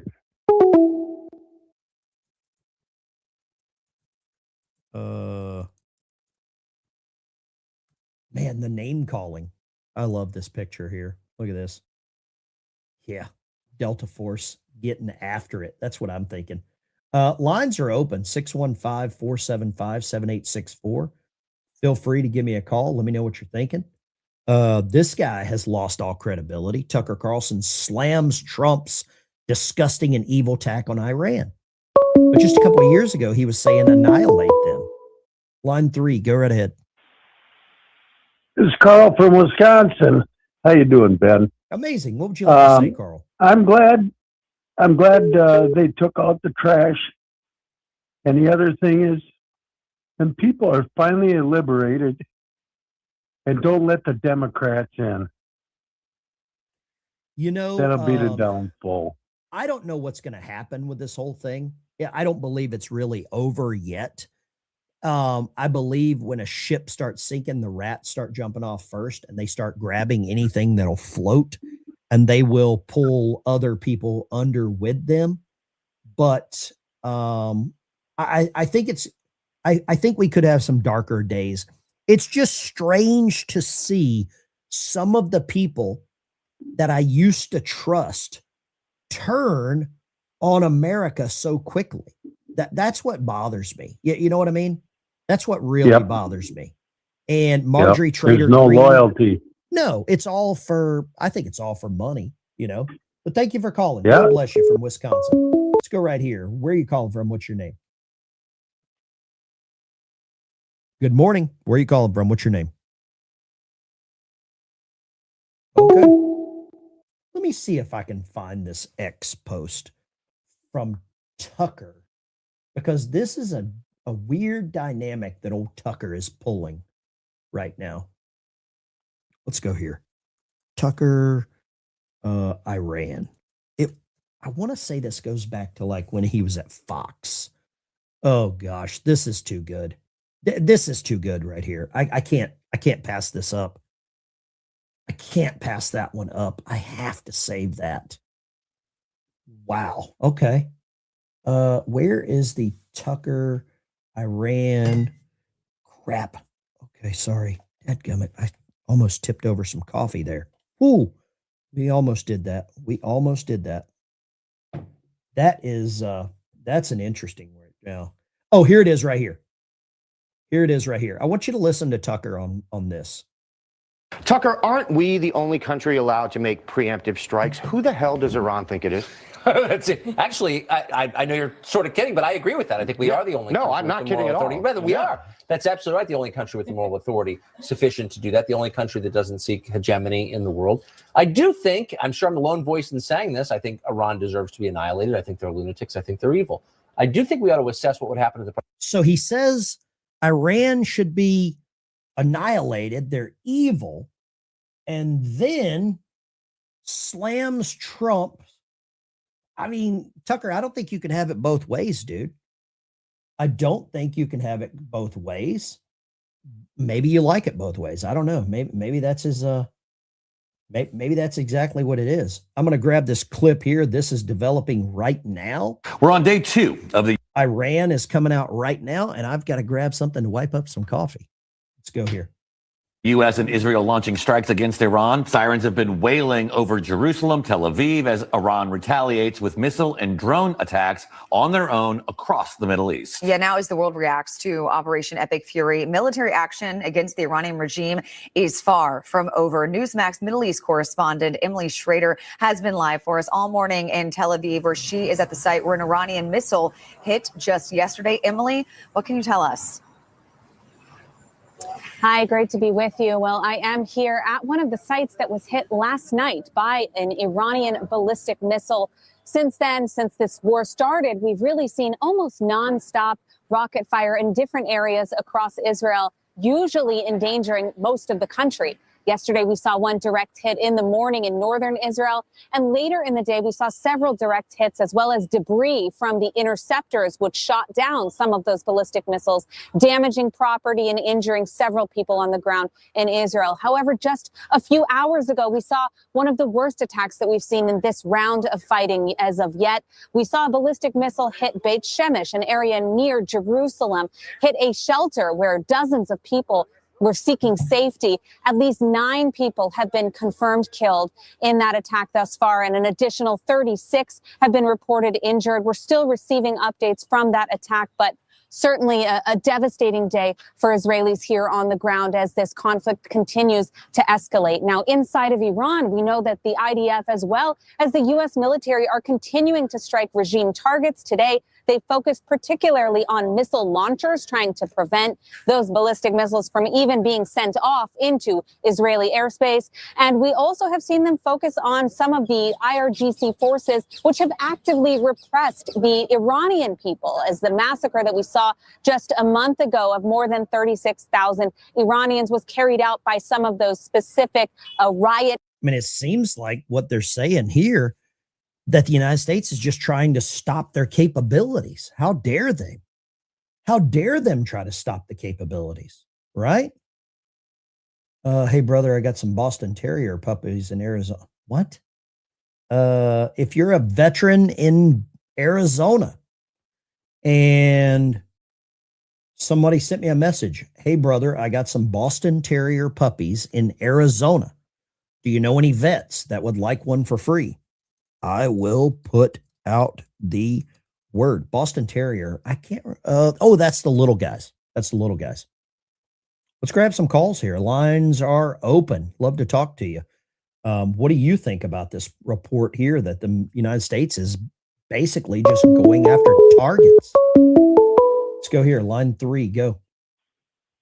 Yes, sir. Love the show, brother. I got a question. This is I've been struggling with it.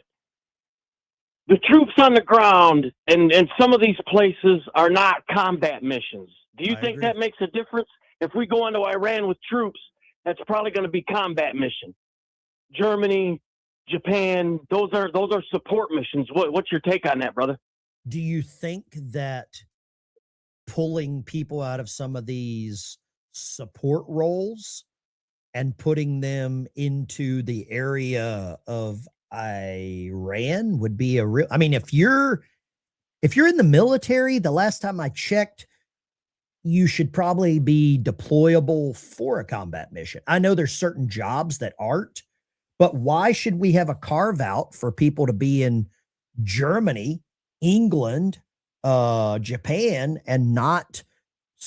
The last time I checked, you go to the need. We had a term called the needs of the Navy, and it didn't matter who you were. You went to the needs of the Navy, and I'm sure the Army and all these other branches of service have their own term for that. But I don't know. I think it's. I think utopia. if Hegseth and Trump feels we need them to accomplish that mission, I'm all for it. If they don't think we need them, they don't think we need him. I'm with him 100%. Whatever he thinks, I got to be behind it. Somebody put a comment here, and I want to ask you, what branch of service were you in? Did you serve? I'm sorry.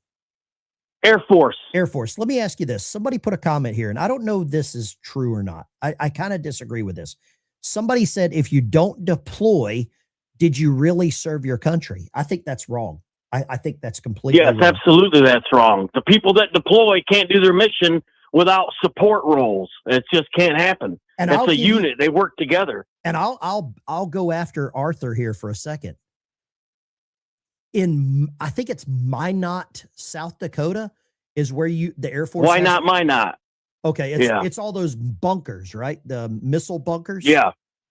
Those guys, I mean, that's the heart, that's the insurance policy for America. So to say you didn't deploy, you didn't serve your country, I think that's wrong. I'm going to say that's a wrong one right there. I agree. And even though you were in the Navy, the air squadron. I love that. Even though we got the Thunderbirds. Absolutely. We got the Thunderbirds. They don't deploy. Do they serve their country?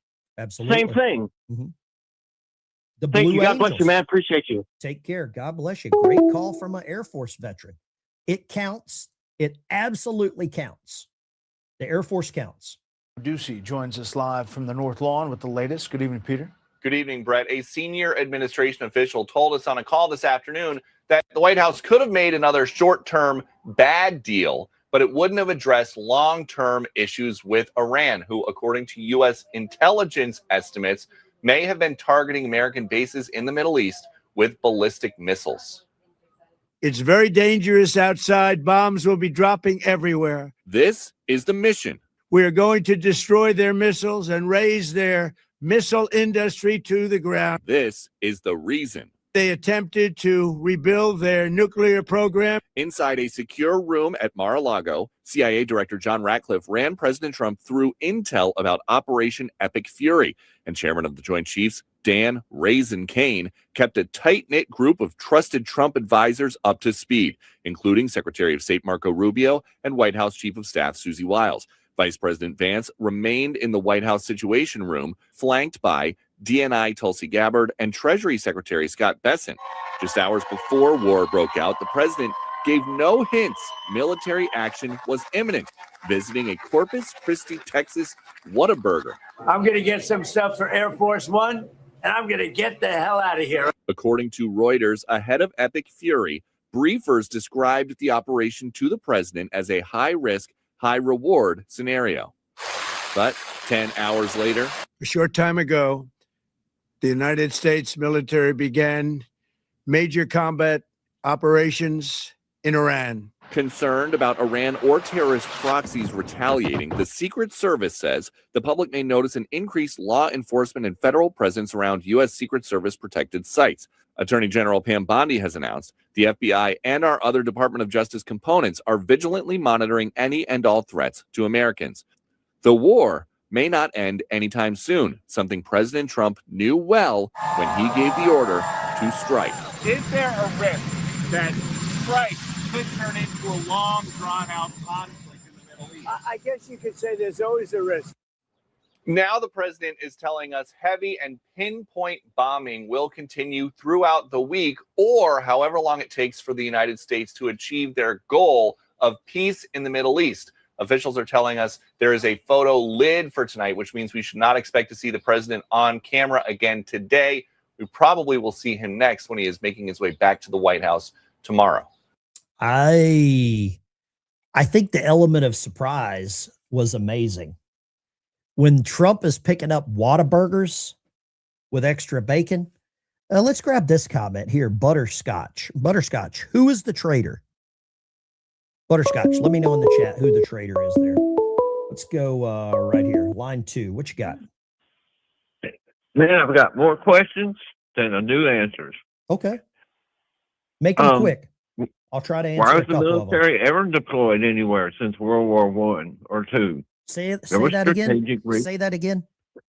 Why did we ever deploy, I mean, not deploy, but leave troops in other countries around the world? It was strategic, right? I believe so. Part of Reconstruction, maybe? Uh-huh. I don't know if we still need to be in a lot of places, but maybe we do. Who is ordering these strikes out of Iran now? Since Khomeini, the old Meany, is dead, right? And much of the IRGC are gone, 40 supposedly. Who's ordering these missile strikes? And why wouldn't we go ahead and have some people, military presence in Iran? I don't know. Those are both good questions that I don't have answers for. Those are both great questions. Is it only the Democrat commies that say that we're actually invading other countries? I don't know. You've got a lot of questions, and I haven't. I do. What answers do you have? Well, I think it's okay for us to be in other countries. We should be in Greenland. Okay. Right? We have military in Greenland. Thank you for your call. Appreciate you. A lot of questions. A lot of questions. I don't know who Butterscotch called the traitor. I don't know. Ban Flusham? Okay. Butterscotch, the people have spoken. I believe the people have spoken for Butterscotch. Let's go. Ban. Goodbye. Bye, Butterscotch. You be gone. Wrinkle necks. Unite. Wrinkle necks. Unite. Let's see here. I want to grab a couple more calls. Man, you guys are on fire. Uh-oh. Let's go here. We got a lawyer. We got a lawyer talking. Listen up. Lawyer time. Let's go. You know what? I want to go full image here. I want to hear what the lawyer says. There are fears of a broader escalation after President Trump and the Israelis launched strikes on Iran and took out Iran's top leadership. For more, let's bring in Eugene Kontorovich, the director of the Center for Middle East and International Law and Heritage Foundation Senior Fellow. He's also an assistant professor at George Mason School of Law. There are a lot of people throwing around terms like illegal attack, international law violation. How do you see it, Eugene? That's ridiculous. There has rarely in the history of warfare been such a well-documented basis for America responding to what has been basically 48 years of Iranian attacks. Just a couple of years ago, the Revolutionary Guard tried to kill Mike Pompeo, the former Secretary of State and the National Security Advisor. President Trump said they've tried to assassinate him. They've launched attacks on U.S. bases throughout the region and have been basically terrorizing all the neighboring countries, not to mention America's major ally, Israel. So this is a case of self-defense. It's a question of defense of allies. So there's ample justification in international law. and in long precedent of the president using force to defend Americans. And that's what this is. The Iranians also were responsible for developing those explosively formed penetrators that maimed and killed so many U.S. troops in Iraq and I think Afghanistan as well. I mean, thousands. A lot of the blue-haired liberals got turned on when they heard explosive penetrators. Of our troops are maimed or dead because of the activities of the Iranians. They hosted al-Qaeda. They support Hezbollah, which is a major source of drug smuggling into America from Latin America. And of course, they were involved in propping up Hamas, which attacked Israel on October 7th. And this is, of course, for Israel coming full circle. And it's kind of like in a video game. They get to the last screen, they're going after the main bad guy, the head bad guy, after going through Hamas, Hezbollah, and the Assad regime in Syria. Why is it that, you know, some of the same players who are decrying the United States attack don't say anything when Iran launches missiles at civilian areas in Israel and now even some of its Arab neighbors? Iran is acting like a truly crazy country. That is to say, it's lashing out, not against the countries that are attacking them, which would make sense, but against everyone in the area. That has really been their mode of operation. They are a chaos agent.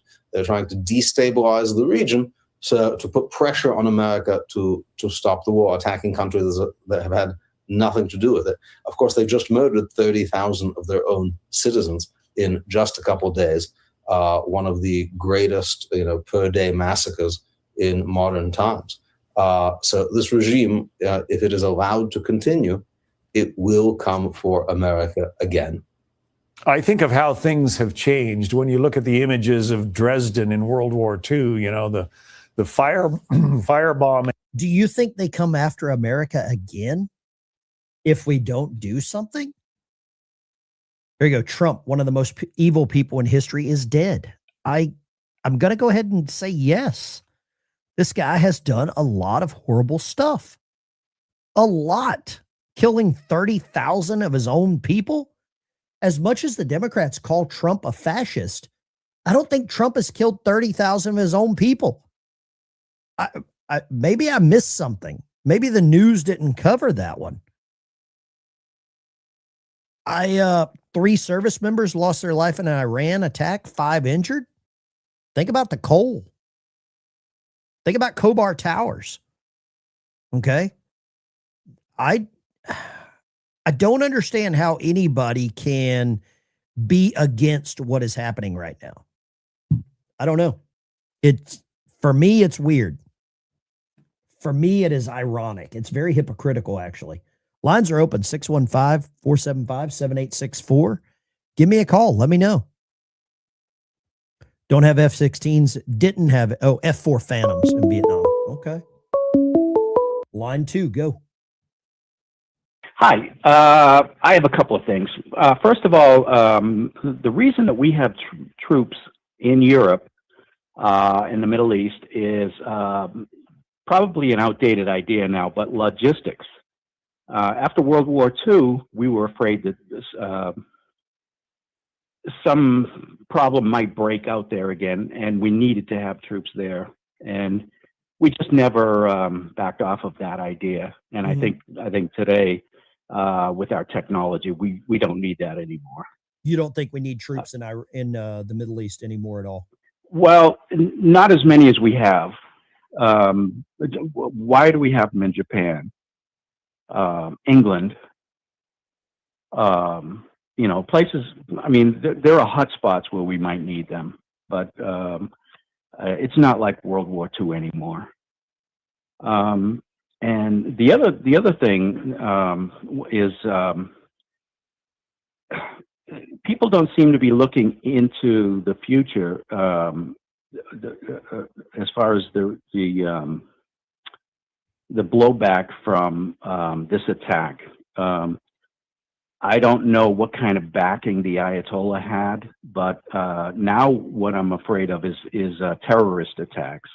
Not only on our bases, over there, but also they may have sleeper cells in this country. Do you believe they do? Do you believe they have sleeper cells here? I would think so. I've never heard anyone say that, but I would think so. I mean, they're the biggest exporter of terrorism, and they're always screaming death to America. All right. So Well, thank you for your call. Let's see here. Line 3, go. Hey, Ben, it's Dawn in Reading, PA. Sure. So I think the previous caller is you got to have bases across the country for, being able to implement programs and initiatives and stuff to protect us. And I get that, and our allies. Here's my thing. We absolutely have sleeper cells in this country. Look at all the people that came across military age from China alone, not to mention all the Muslims who've come over here, and they've made no bones about the fact that they're going to take us out. They want to replace us. So I think it would behoove all of us to get a concealed carry, keep our head on a swivel, and pay attention, because I think it's going to have to be boots on the ground overall to protect us, because we are going to have attacks. I don't doubt it for a minute. It breaks my heart to say it, but I think we have to be realistic in the fact that it's probably going to happen, and it's not going to be cool. It's not going to be pretty, but we're going to have to be ready to stand up once it happens. When you assume things, you make an ass out of you and me. And assuming that there are no sleeper cells in America, you're out of touch. Look at this. I just put this up on the screen. 130 suspected Iranian terrible people were apprehended in the last week. The Trump administration located 130 Iranian nationals here legally. This goes back to June of 2025. This was 9 months ago, 10 months ago. They found 130. So That yes, doesn't surprise me. I'm sure there's more, Ben. If you look at all you've got all the mosques that they're building all over Texas and other states. They're pushing this agenda, making it look all pretty and, hey, we're going to get you your virgins and stuff. I think they're all a bunch of goats, but whatever. They're going to be sadly disappointed, but it just breaks, it's like, if you don't like it here, don't come here. It's like real simple. If you don't like it, and if you don't like it here and you were born here, go somewhere else. Because those of us who love this country and are patriots, we don't want you here. We're Thank you fine for with calling, you being Dawn. gone. I appreciate Thanks, you. Ben. Take care. God bless you. I mean, this is from June of last year. Trump administration, 130 suspected Iranians. Ugh. How many bad guys came in through the Biden administration? That should scare you, right? Did Trump have legal authority to bomb Iran? 97% say yes. 97% say yes. Let me do this. I want to know, JRD, please call in. JRD, please call. Or text me. I will call you. Let's go right here. Bobby, Tennessee. Hey, the gentleman that was talking about Japan, South Korea, and all that we don't have a treaty with them, but we do have the Indo-Pacific Agreement, and they actually participate with NATO and give us information that we otherwise would never get. Now, as far as Iran, I would like to see at first a joint base with Israel, and then slowly pull our people out as the country stabilizes. Because that's the East. That's the Middle East. We are, we're the West. Okay. Bobby, thank you for calling. And let them handle it. I mean, they did a great job getting rid of Khomeini. Absolutely. Take care, brother. There you go. JRD says he's at work. Okay. JRD, I think we've probably I think your lifespan here on the channel has run its course. I appreciate the hatred that you bring to the channel, but I don't need it anymore. There we go. Goodbye, JRD. Take a smoke break. I'm sure there's a drive-through somewhere that's very busy that he can't. Sleeper cell is the New York City mayor. Whoa. Whoa. That's a good one. I'm saving this. That's a good comment right there. Let me see if I can find anything here. Let's go here. Sleeper cells America. I want to see if anybody's reported on this. Okay. CBS is actually reporting on it. Line 2, go. Hey, good morning, Ben. This is Shelby from Shamokin, Pennsylvania. Okay, what would And you you were like to say? talking about, do people think there's sleeper cells in this country? Absolutely. If you remember under the Biden administration, when they were letting people through the border, there was a media person, I don't remember who it was, but anyway, she approached this man in line, and they said, the person asked him, well, who are you? And the guy, he, like you would say, he sure didn't look like anybody from lower Alabama. No. He looked Middle Eastern. And he said, you don't know me now, but you will. Okay. I remember that. You remember Thank you for that? calling. Yeah. I'm going to play this You're clip. This welcome. report just came out a few hours ago. I want to see this. Turn now back to the homeland here tonight and the worry that Iran could still activate so-called sleeper cells capable of striking inside the U.S. CBS correspondent Jerika Duncan has been looking into that. Tonight, federal law enforcement officials are warning of a heightened security threat in the U.S. following those deadly strikes in Iran. Security has been increased in dozens of cities across the country. Hundreds marched near the White House.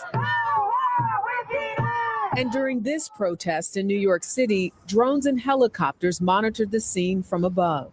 We are in a heightened threat environment. NYPD Counterterrorism Deputy Commissioner Rebecca Weiner. I wonder if you had any heads up that this was happening, or did you learn like everyone else this morning?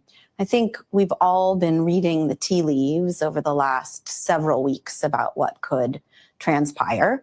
And that gave us opportunity to make sure that we're leaning into all of our partners. Does the threat level increase now that we know the supreme leader has been killed? The threat level increases whenever there's a conflict like what's happening in the broader Middle East, regardless of a leader being killed or not. Our response is to focus on New York City and what the risk is to our city. Deputy Commissioner Weiner said that their primary threat is the lone actor. She wouldn't go as far as to say as to whether they are tracking reported sleepers. What do you think of this? I mean, CBS is reporting on this. Fox. This is the new, we're on to a hot topic. Fox News is reporting on this. The FBI is raising a nationwide alert after the joint U.S.-Israel strike. Should there be concern about attacks here in the U.S.? Joining us now, Jason Pack, former FBI special agent. Jason, thanks for being with us. The FBI, I know, is on high alert right now and even monitoring suspects or people that they have concerns about. What are the chances that there will be some kind of blowback here in this country from Iranian sleeper cells?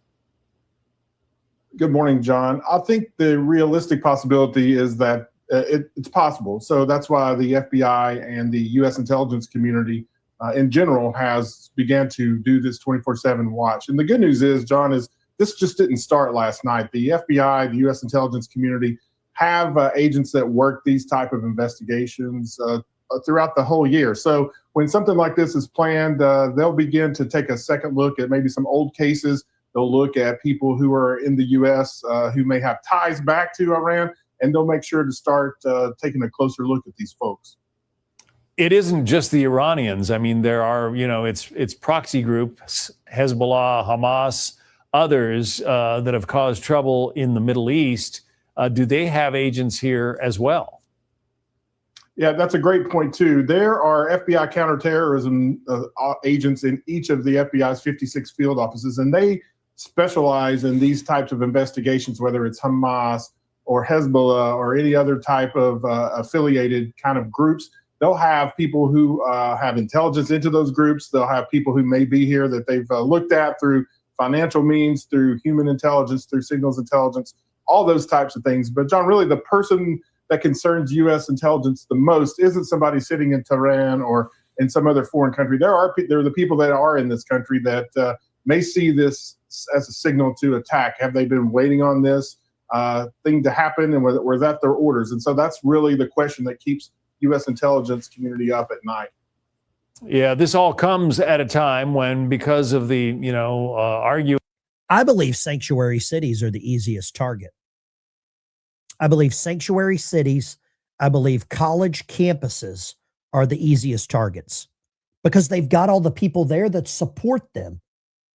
That is their bread and butter. That is their bread and butter. In Washington, the Department of Homeland Security is partially shut down. What concerns do you have about that at this time? Well, the professionals at the Department of Homeland Security and the other agencies will work through this and worry about getting paid later. Their primary job is to protect the United States and its partners. So I know that the DHS has been providing intelligence briefs to state Homeland Security offices, and they're sharing intelligence between the FBI and the other U.S. and intelligence community. So, is it an issue? Yeah, sure, but they're going to do what they got to do to keep Americans safe and worry about getting paid later. Yeah. And it's routine at a time when the U.S. military is undertaking strikes like these for the FBI and other agencies to go into high gear.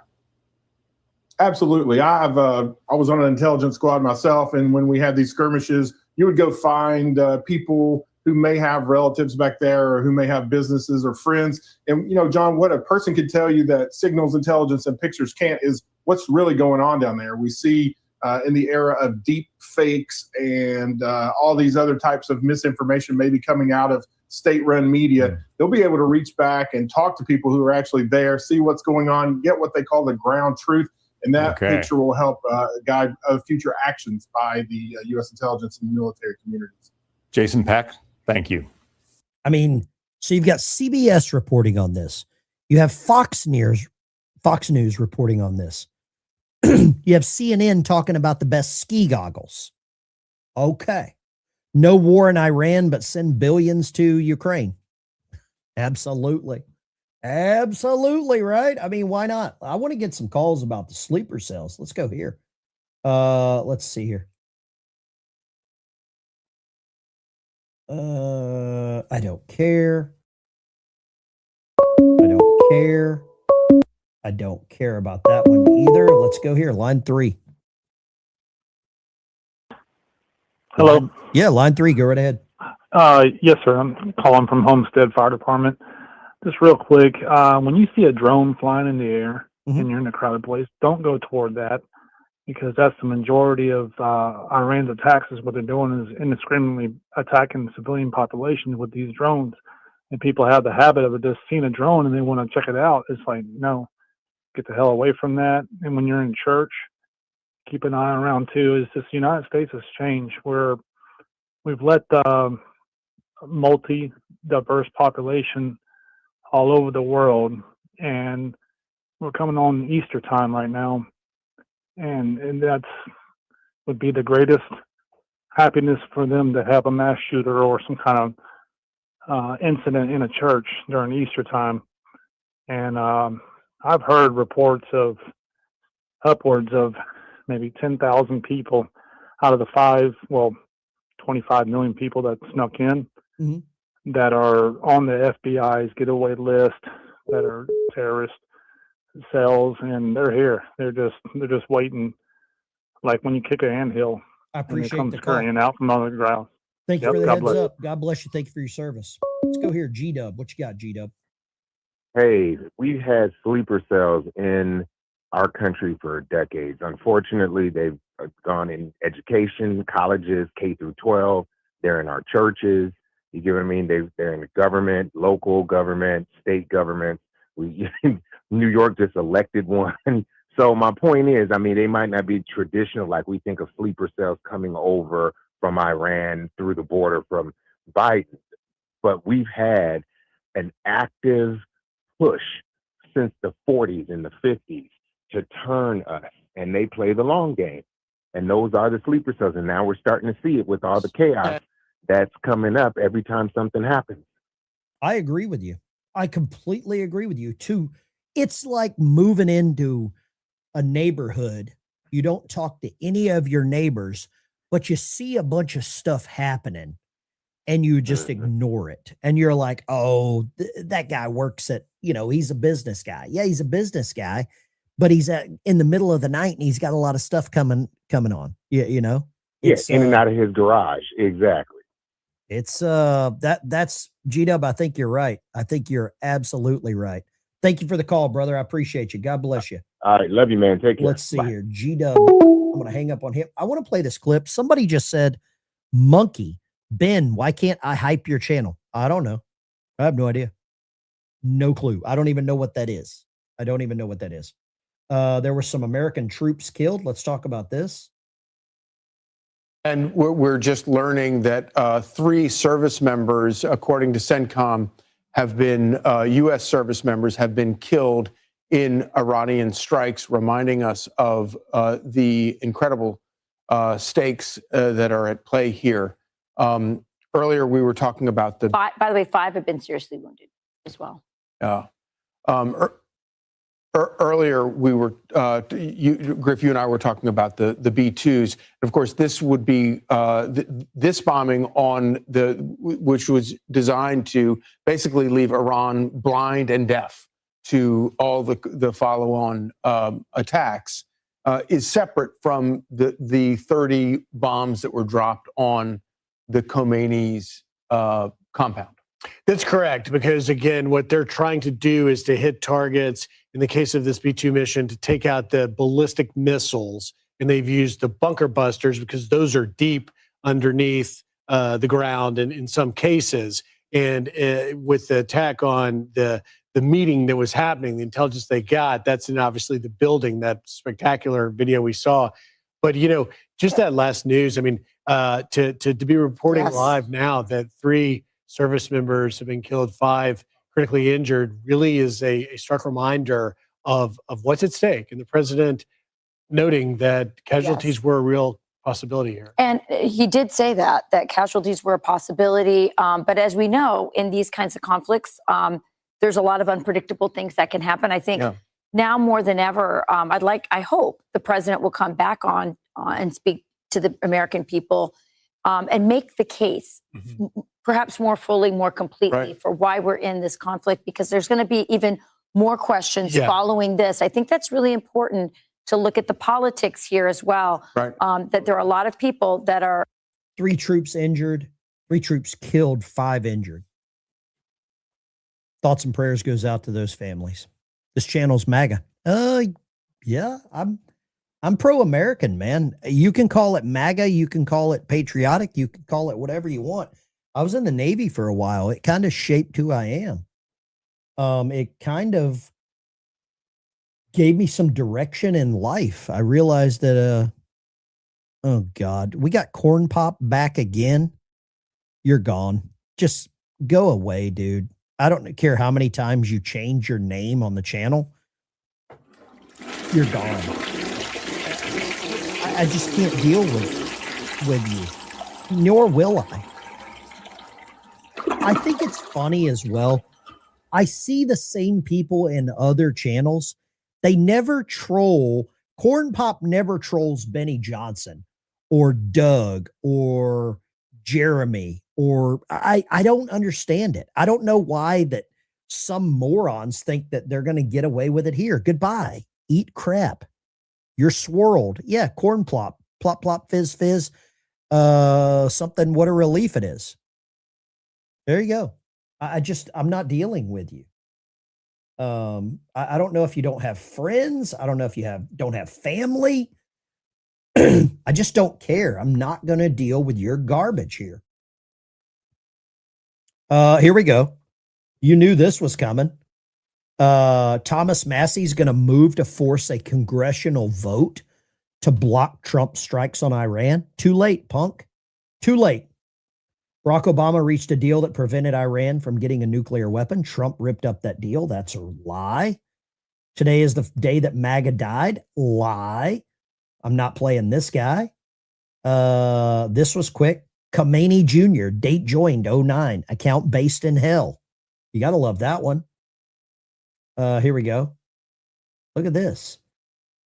Always follow the money of just how dirty and corrupt Thomas Massie really is and why he's smearing Trump. Let's see where he's getting his money from. Where is he getting his money? Oh, you can't pull that up, can you? Oh, let's go. Wow, I can't pull that up. They suddenly deleted that. They suddenly deleted how Massie was getting his money. Are you kidding me? Okay. Wow. That is dirty, dude. Super dirty. Lines are open. Give me a call, 615-475-7864. Love to talk to you. I want to hear what Fetter. Let's go here. Paul, Colorado. How's it going, Ben? How is things in the conservative state of Colorado? Oh, it's awesome. I am so proud to be an American. I want people to understand that this attack in Iran, what we did in Venezuela, this puts so much damage on the BRICS nations, it's not even funny. Mm-hmm. It helps secure our dollar. It also helps us with the trade negotiations with China we're about to go into. Mm-hmm. If you remember, they hold all the power with the chips and the metals. And now 40% of their oil comes from Iran. Big percentage of it came from Venezuela. And now with this regime change, American-friendly countries, now we actually have bargaining chips. I don't think anybody ever talks about that. So now China can no longer threaten, the precious metals that we need. And I just think that people need to look at this, and they always say America last when Trump does things, but this is absolutely America first. And it secures our future for a long time. You take Iran out of the BRICS nations, you basically just totally crush that whole movement. I'd like to know your thoughts on that. I think every move Trump has made has been to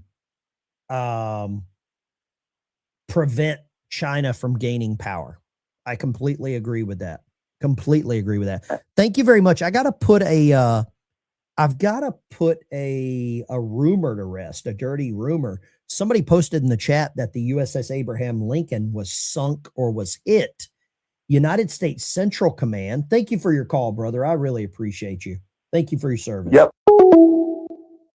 Iran's IGRC claims to have struck the USS Abraham Lincoln. United States Central Command marks this a lie, Maury Povich style. The Lincoln was not hit. The missile's launch did not come close.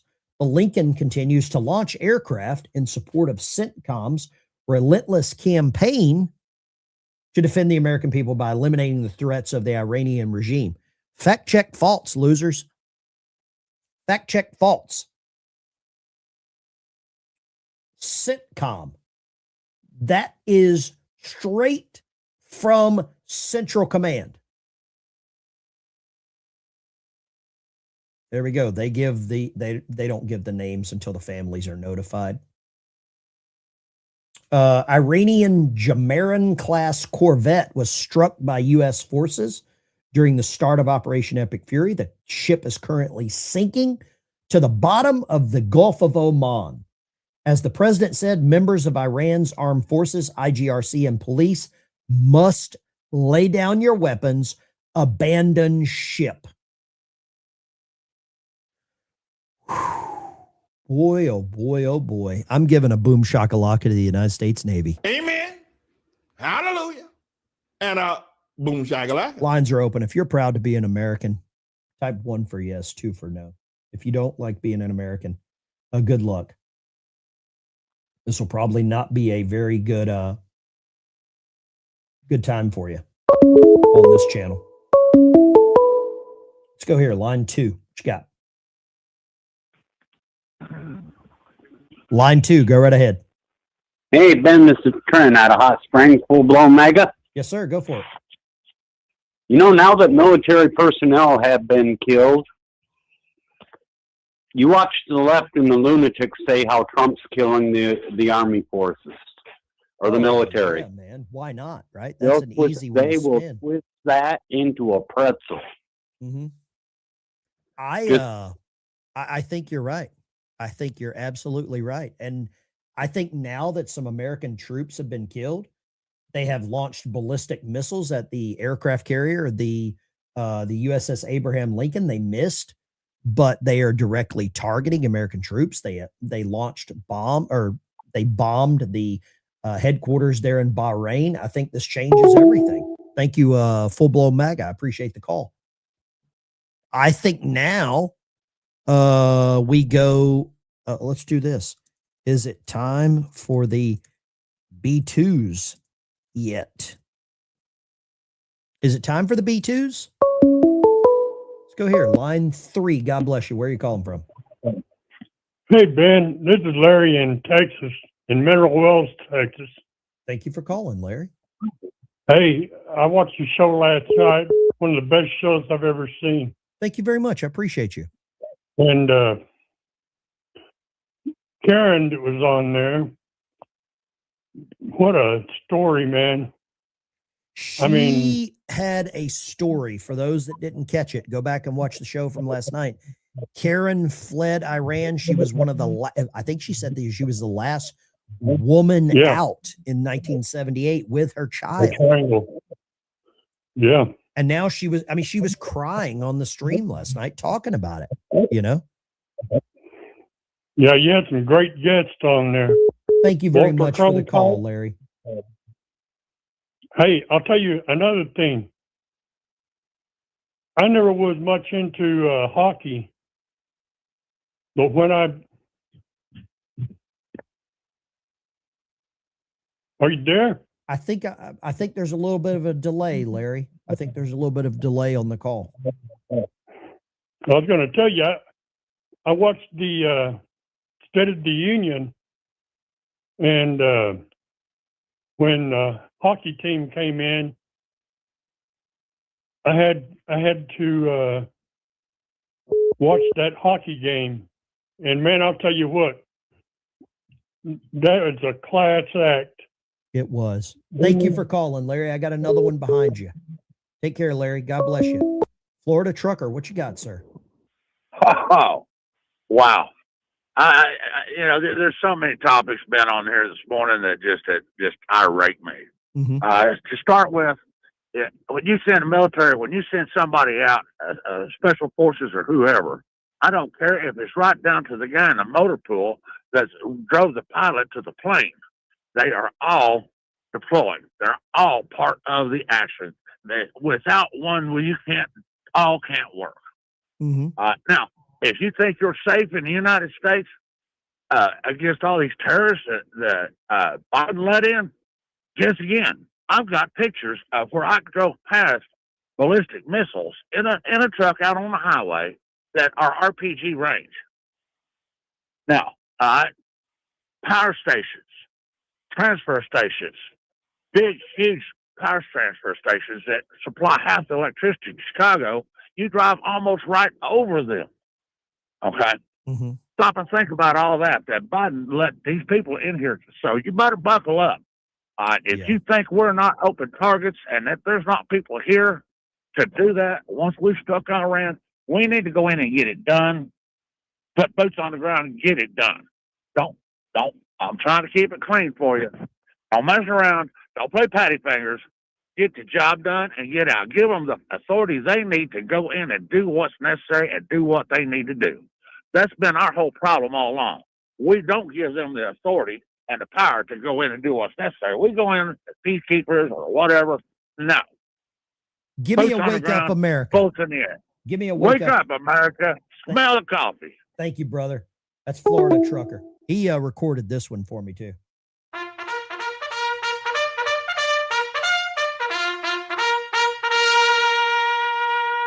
Wake up, America. There you go.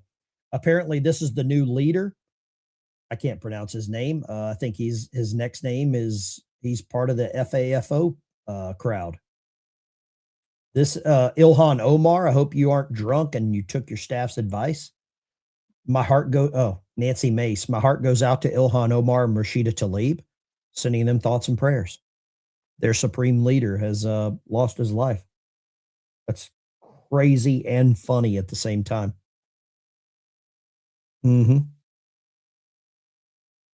Let's see here. Cliff is a solid dude. I can't do Piers Morgan. I just can't do that guy. He drives me crazy. I think he's a clown. I think he is very much a clown. Let's go here.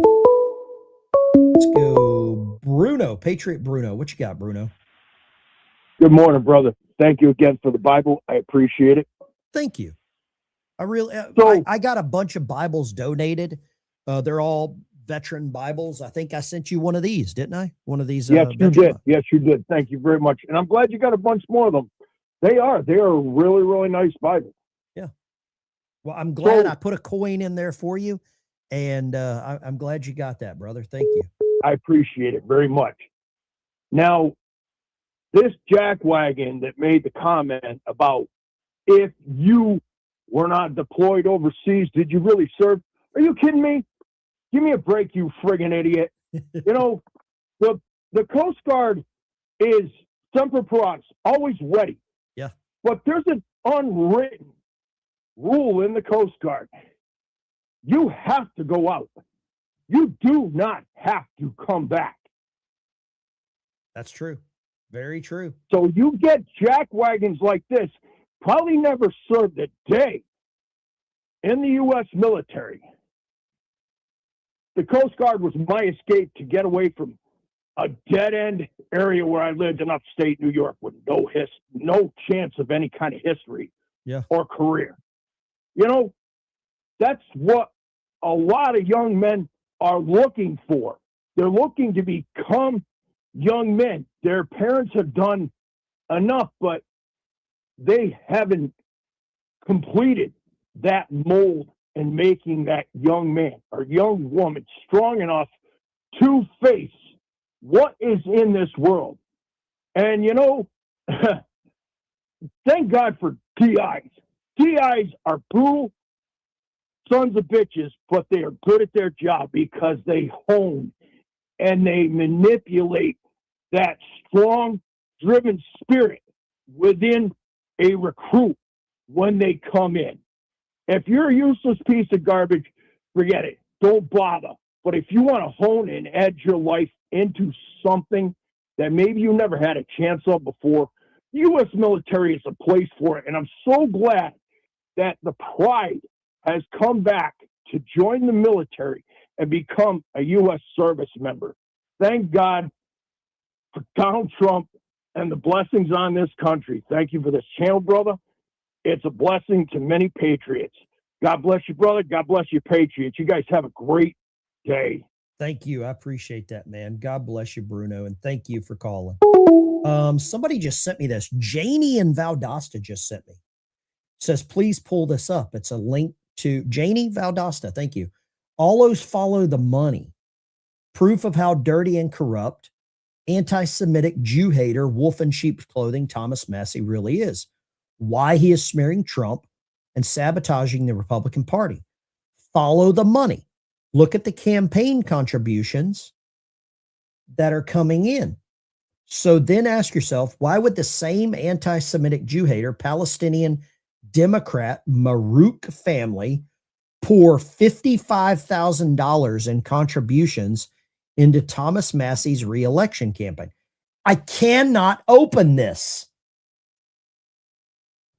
Okay, I am a little pissed off that I can't open this. Every time I try to open this, it will not open. Let me just see if I can pull this up here. Here's all the donations. It'll let me show it this way. These are all donations to Massie's campaign. Here we go. Even Grok says he accepted $50,000 from this Marouk family. It will not open these. Something is up with that. We're going to try this real quick. This is insane that Thomas Massey has taken this much money from these people that probably hate America.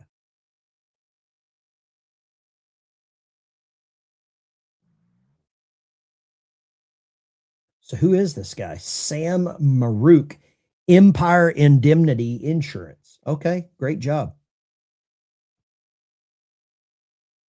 Good old Thomas Massey. He plans to burn the whole place down. Do you think Massey will run for president in 2028? This is all, I'm going to put this, I'm going to link this in my, on my page. I will put a link to this on my page. Let's go here. There we go. Oh, wait. Something is playing up there as well. Okay. Let's go here. Let's go here.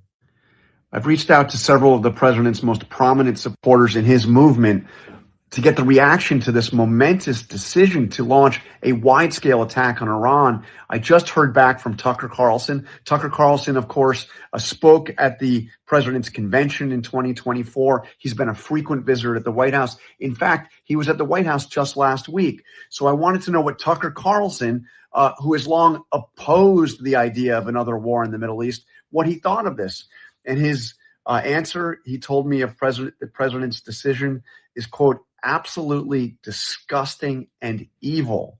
This is Tucker Carlson, who was at the White House just last week, said that the decision to go to war with Iran is absolutely disgusting and evil. Now, that's just one person, a prominent one in Trump's movement. But this is a momentous and potentially defining or maybe redefining move for President Trump. He got into politics in part promising to end what he called forever wars. He was harshly critical of the war with Iraq. He claimed that he had always been against it. And now he finds himself starting what could be a major conflict with Iran. What do you think about that? What do you think about that whole situation? Money talks, send Massey to Siberia. That would be too good for that guy, I believe. I think that would be too good for him. Lines are open. Janie and Valdosta, thank you for sending that. Thank you for sending that. Lines are open, 615-475-7864. Give me your thoughts on what are you seeing right now? Let's go right here. Talk to me, line 2. Hi, Ben. This is Elaine from California. And my daughter served in the Navy on the Abe Lincoln some years back. Bless her and heart. the Iranians, she was in the Strait of Hormuz, and the Iranians then were playing chicken with the Abe Lincoln. Mm-hmm. So, and then I'm wondering if China and Russia are calling the shots now with Iran. Well, let me tell you this.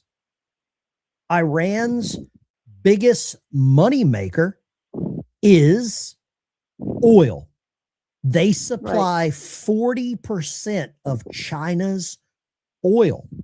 So you tell me, if you have a business and your number one customer treats you well, are you going to treat them well? Right. And I'm wondering if we find that out, what that's going to mean for the U.S. You know, it's going to be, it's not going to be nice. It's not going to, well, I'll say this. If we can trace the money to China, then Donald Trump can designate China as a terrorist organization.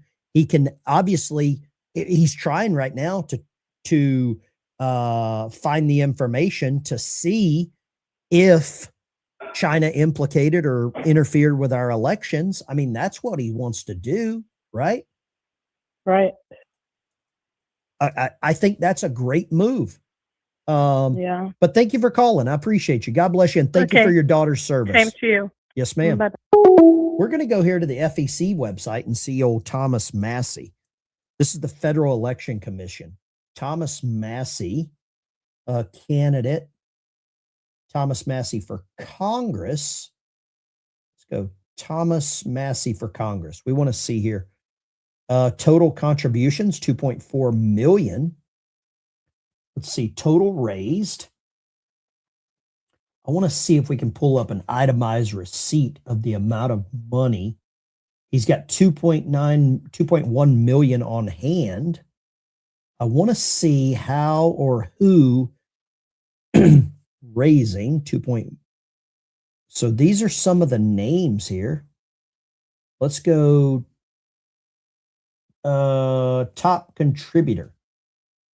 All transactions, amount. Look at some of these names here.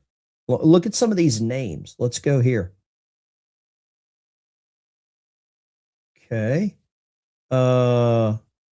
These are some of the names. Actually, let me reduce that size so you can see the amount. Okay, here we go. Nina Turpin, whatever. Gary Turpin, 7,000. Timothy Stockdale. Daniel Cento. Devin Hain, Ed Hatfield. They're all donating $7,000. Peter Schiff. Wonder if that's related to Adam. Michael Deering. Jamil Akhtar. That's a good American name. Let's go here. Oh, look at that. Sam Marouk. Saeed Marouk. Barathi Nayak.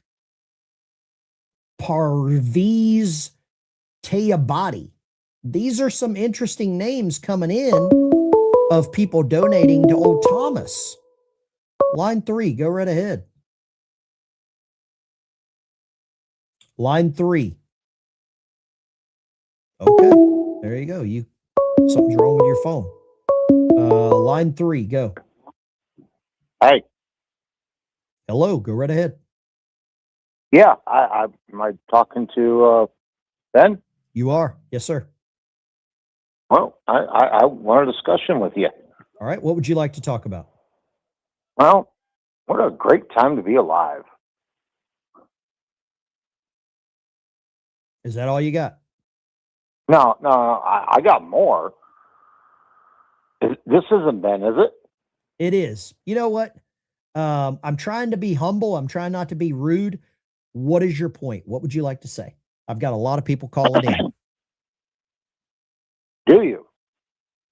That's good for you, bud. No, I just want to talk about it's a great time to be alive because we're going to war. You served, right? You're a Navy veteran. Mm-hmm. Okay. I appreciate your what you did for us, but isn't it great to just watch how war is just you're going to shoot missiles? We're not having grounds on the. Do you know one of the most amazing things we had on submarines? What's that? Toilets. We had great toilets on submarines.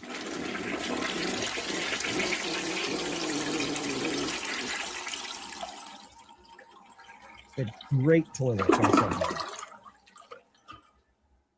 There we go. And we got to use one this morning. Thank you very much. I appreciate the call. Look at these. Let's see here. What do we got? Line 3. What you got? Ben, Arizona here, pure blood. I'm calling about this thing you're showing on Massey on the money. Mm-hmm. For me, it's always follow the money, and the ones that are squawking the most are always ending up on these lists. And the 7,000, it's so obvious. The money, the numbers show everything. If people pay attention. It's pretty interesting to see how much money is coming. And I'm on the Federal Election Commission website. So if anybody wants to say, oh, you got it. Wonderful. I'm up on here on the Federal Election Commission website. There's a lot of money coming in from people that don't really have names. I mean, look at this. Nina Turpanaj. I can't even say that. Exactly. I noticed that right away. I mean, these are names that would typically be associated with a call center in Pakistan, is my guess. Agreed. Riza the money. Mirzai, Michael I mean, this is all we can't even pronounce them. Public. This is all public information. And we need to get the word out there and go after this. It's crazy, isn't it? Yes, sir. It is insane, but it's there. If people go and look, it's all there. It is all here. You're absolutely right. And Yes, I mean, sir. look at this good name. Adriana Akhtar, Abdullah something, $3,500. Brad Armstrong. Yeah. Okay, that's an American name from Texas. Let's see Yes. here. It tells you the state they're from, too. Adriana Akhtar, Texas. Ala Abdullah, New Jersey. I'm going to grab this other call. Thank you for calling. God bless you. Line 3, go right ahead. Yes, sir. I called earlier, but I had to call about this topic. I hope everybody realizes how close we are to losing the House and Senate, and Trump will be gone before the midterms. People like Massey and all these other backstabbers, if we lose them, we in deep doo-doo. And that's all I got to say. Thank you. There we go. Line 3, go. I had to call about this topic. You got to turn the audio down in the background. I want to Google this name here. Let's go here. Line 3, go. Line 3. Okay. So I just Googled this one name, Mohammed Marouk, marketing manager at Arab Academy, is who that is. Let's go here. Line 3. Oh, never mind. Go. Line 3. Hey, Ben. Yes, ma'am. My name is Roxana. I am from Maryland. I'm calling to talk about a previous topic you were talking about earlier, the you served. Mhm.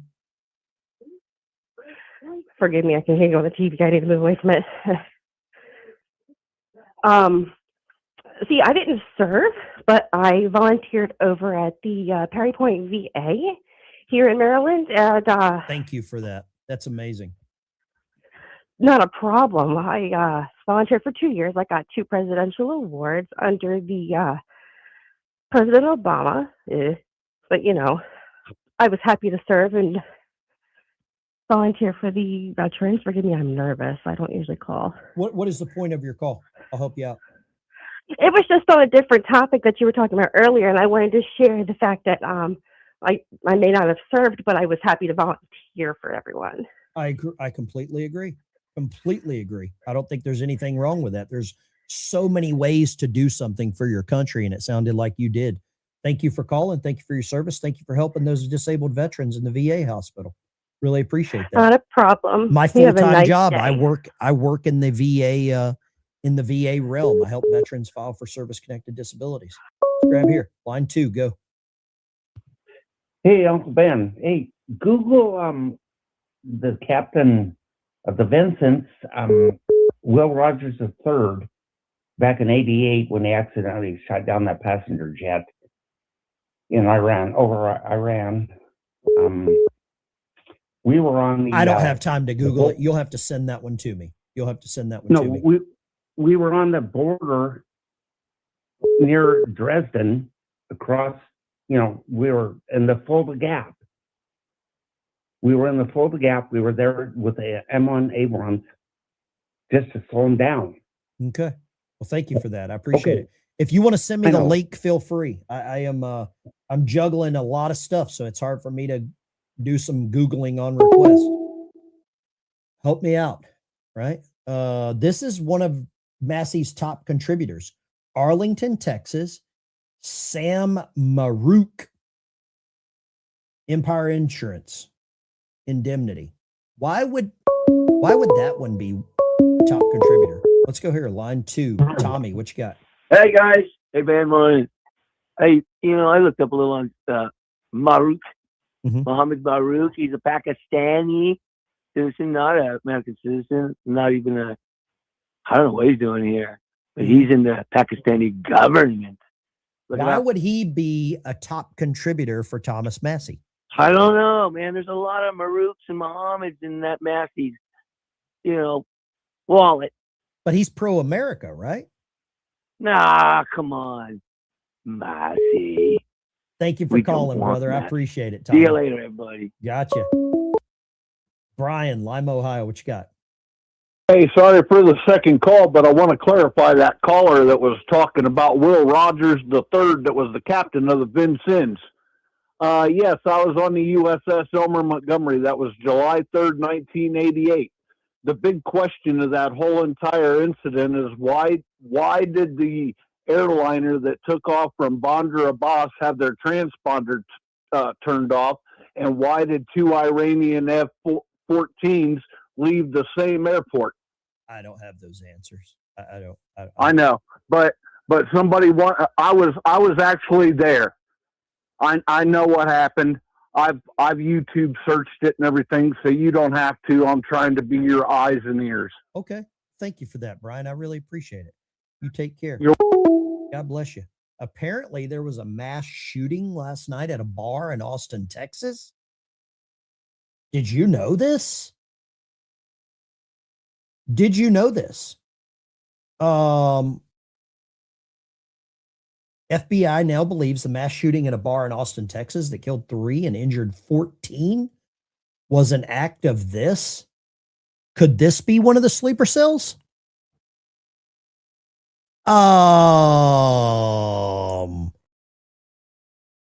Could this be one of the sleeper cells?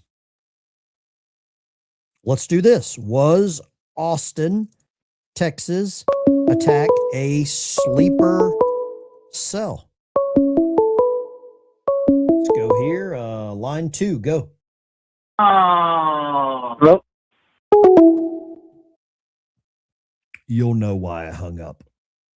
You will know why I hung up.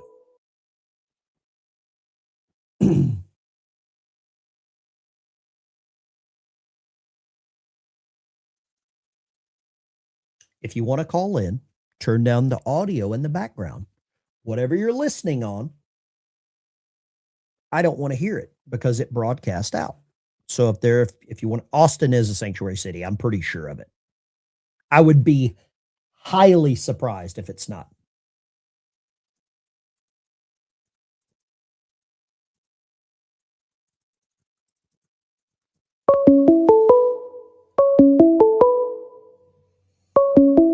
Line 3, go. Yeah, go. Line 3.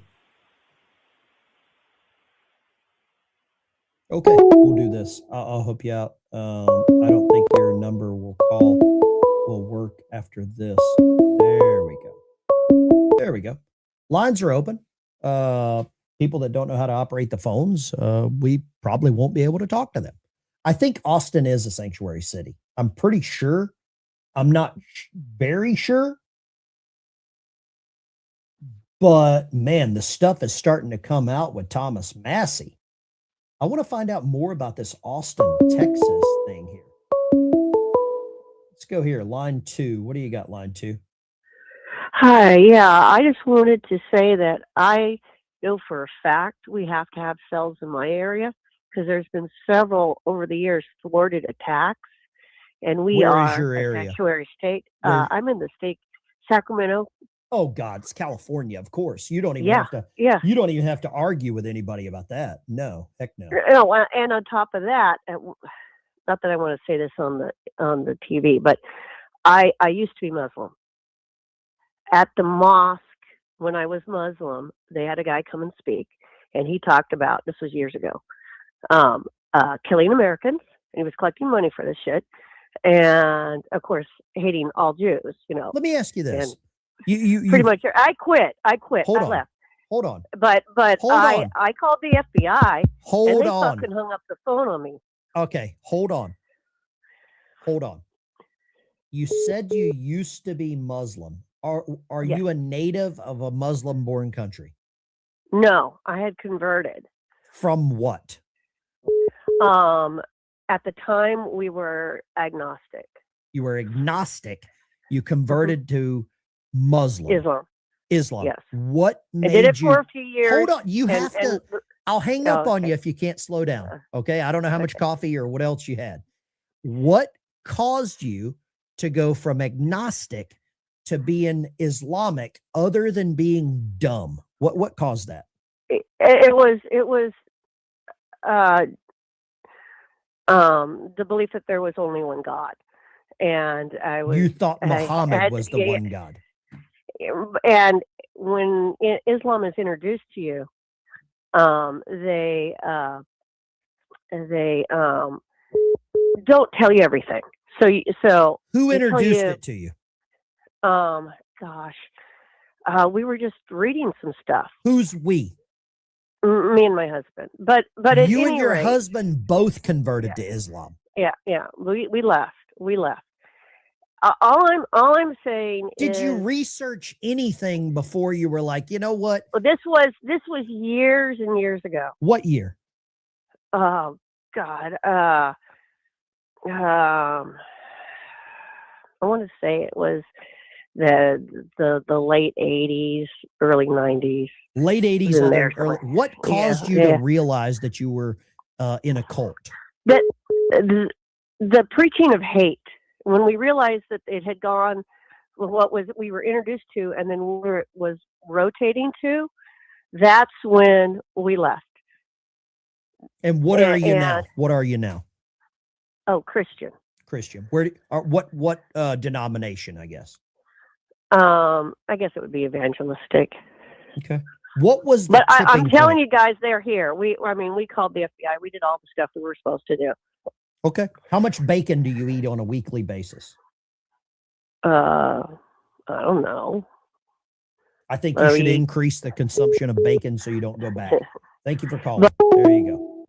Great call. Maybe. Here we go. 3 killed, 14 injured at a shooting in an Austin bar. Suspect fatally shot. Who is the suspect? Someone find some information about the suspect, because that's what I want to know. Let's go here. MWP.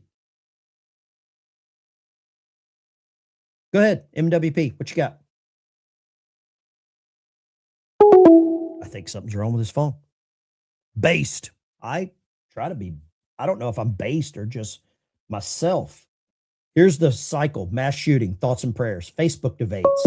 Everyone forgets. Congress does nothing. Crickets chirping. MWP, go. Converted to Islam.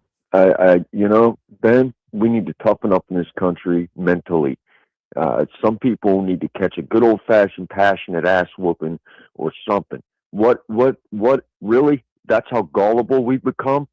What the hell is wrong, man? Besides throwing Jesus out of everything, what is wrong with us?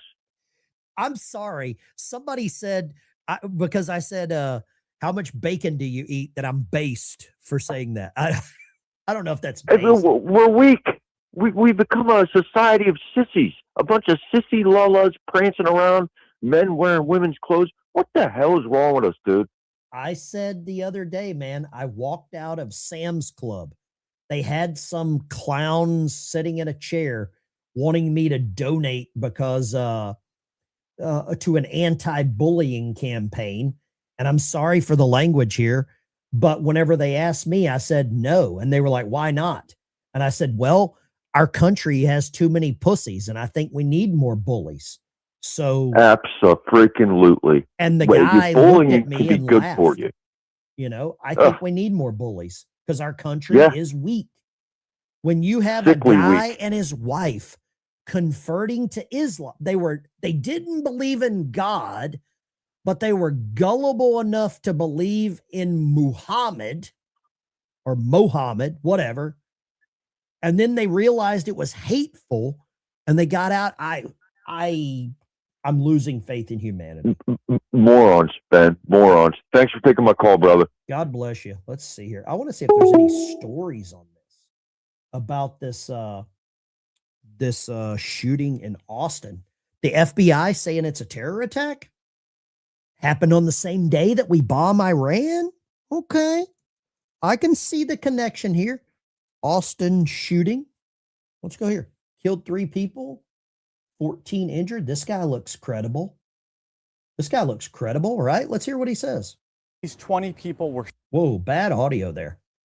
Let's go here. First of all, okay, I'm going to do this, and I'm going to grab a refill on the coffee while this is playing. Thank you for being here this morning.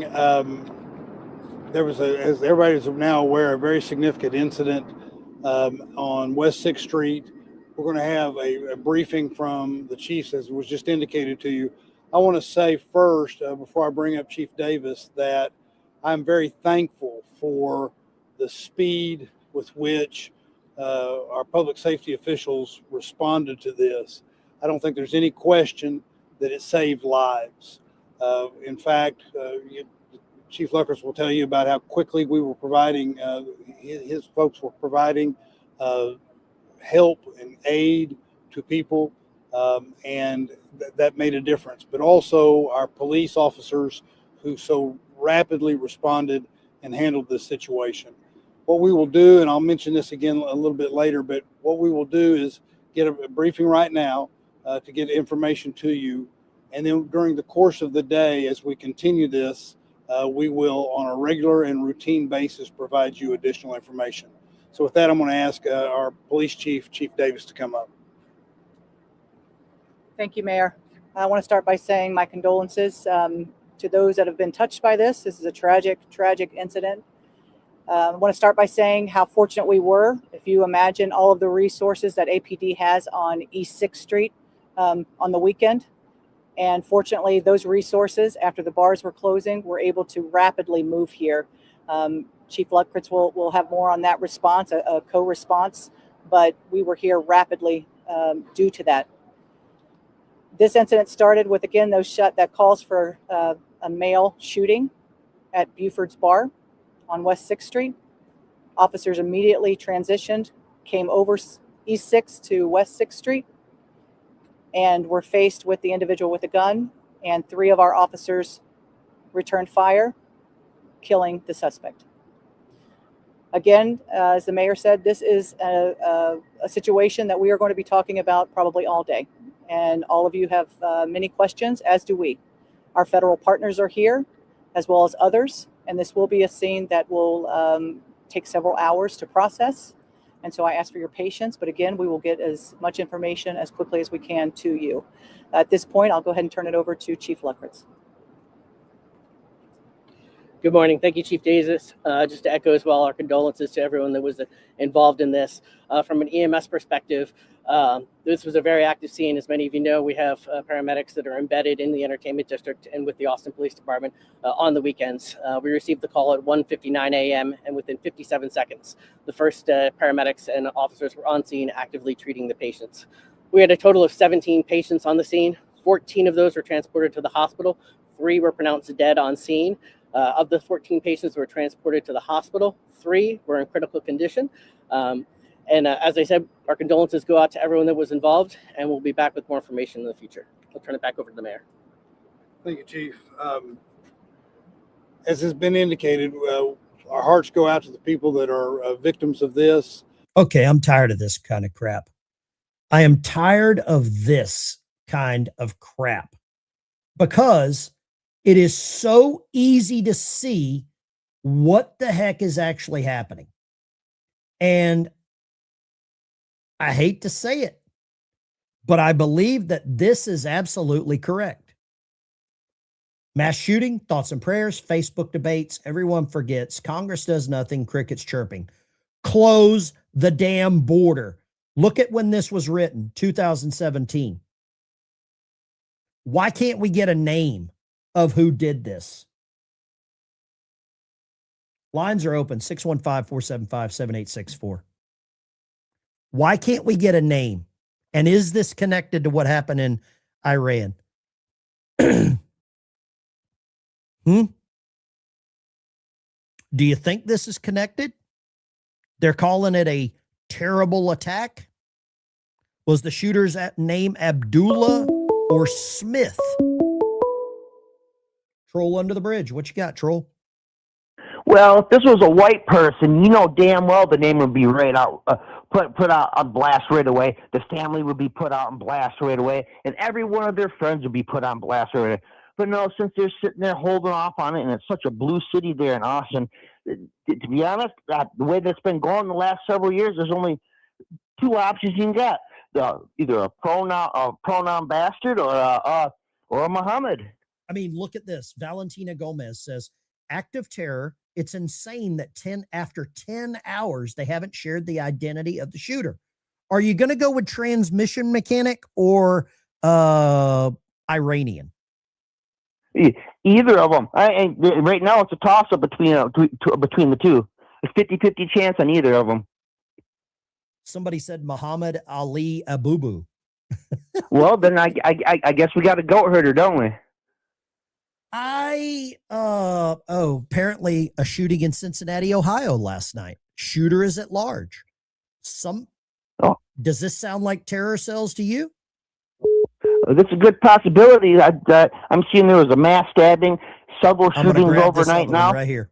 Somebody said Iranian transformers. There we go. Line 3, go.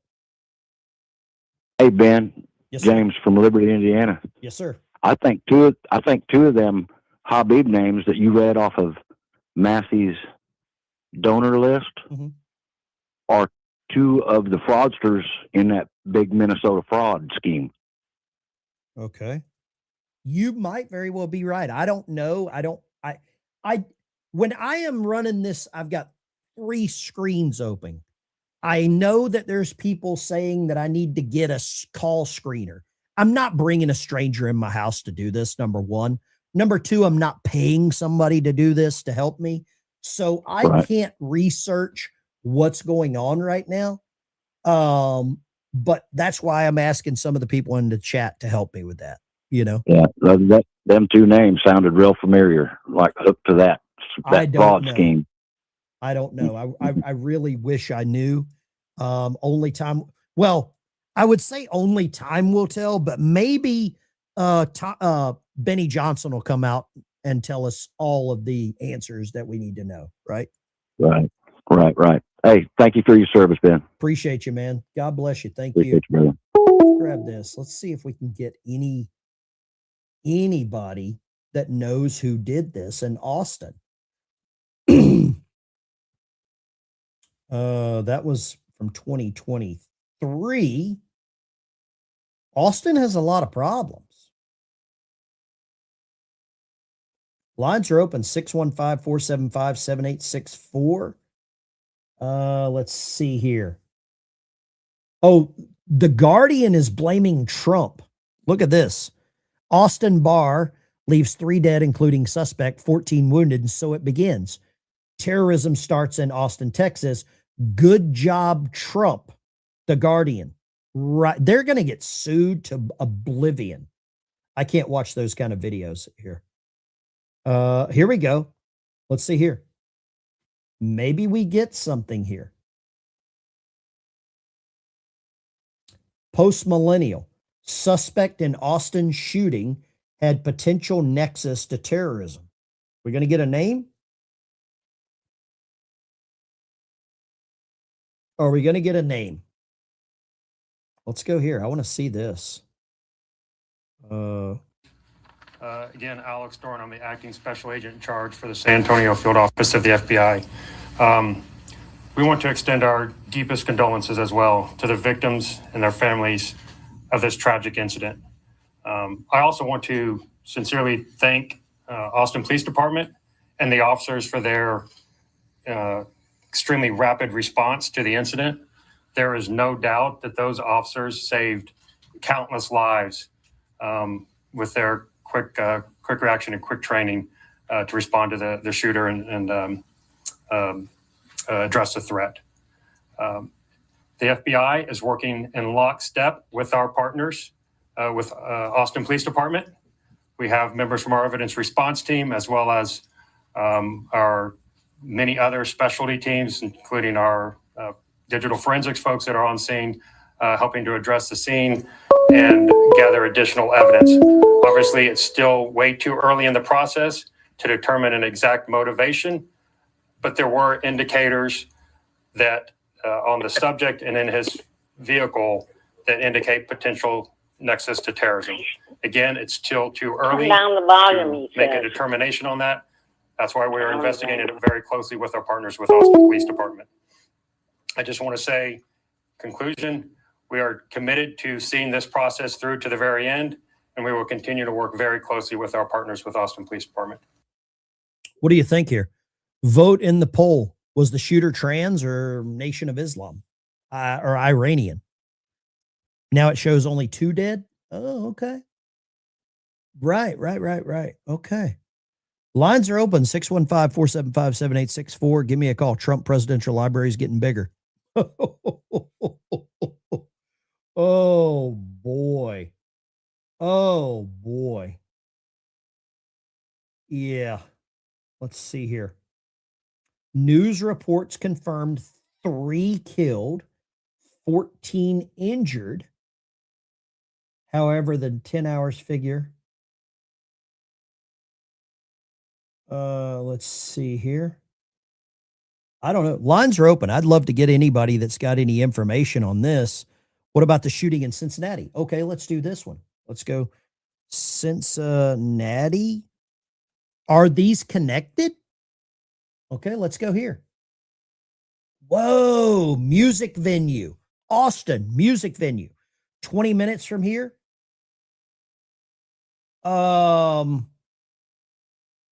These are probably connected. At least 9 injured in a shooting in Cincinnati last night. Music venue. Wait a second. Didn't they do a music venue in Israel? Huh? Okay, let's see here.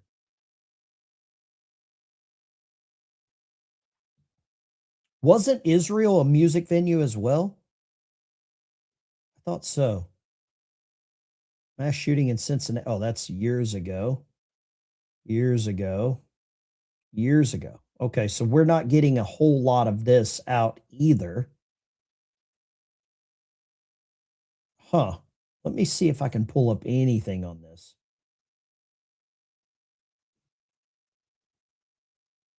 Somebody sent me some kind of Facebook thing. I don't know what this is. Sorry, no. Sorry, let's go here, Gateway Pundit. Let's see what they've got.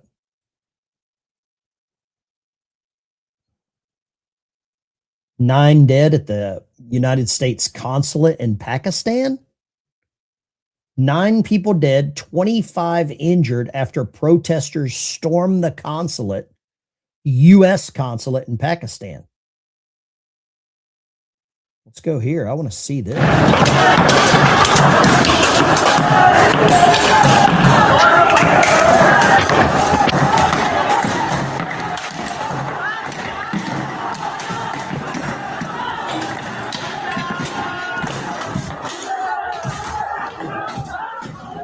I don't know if that's gunfire. This is more consulate stuff.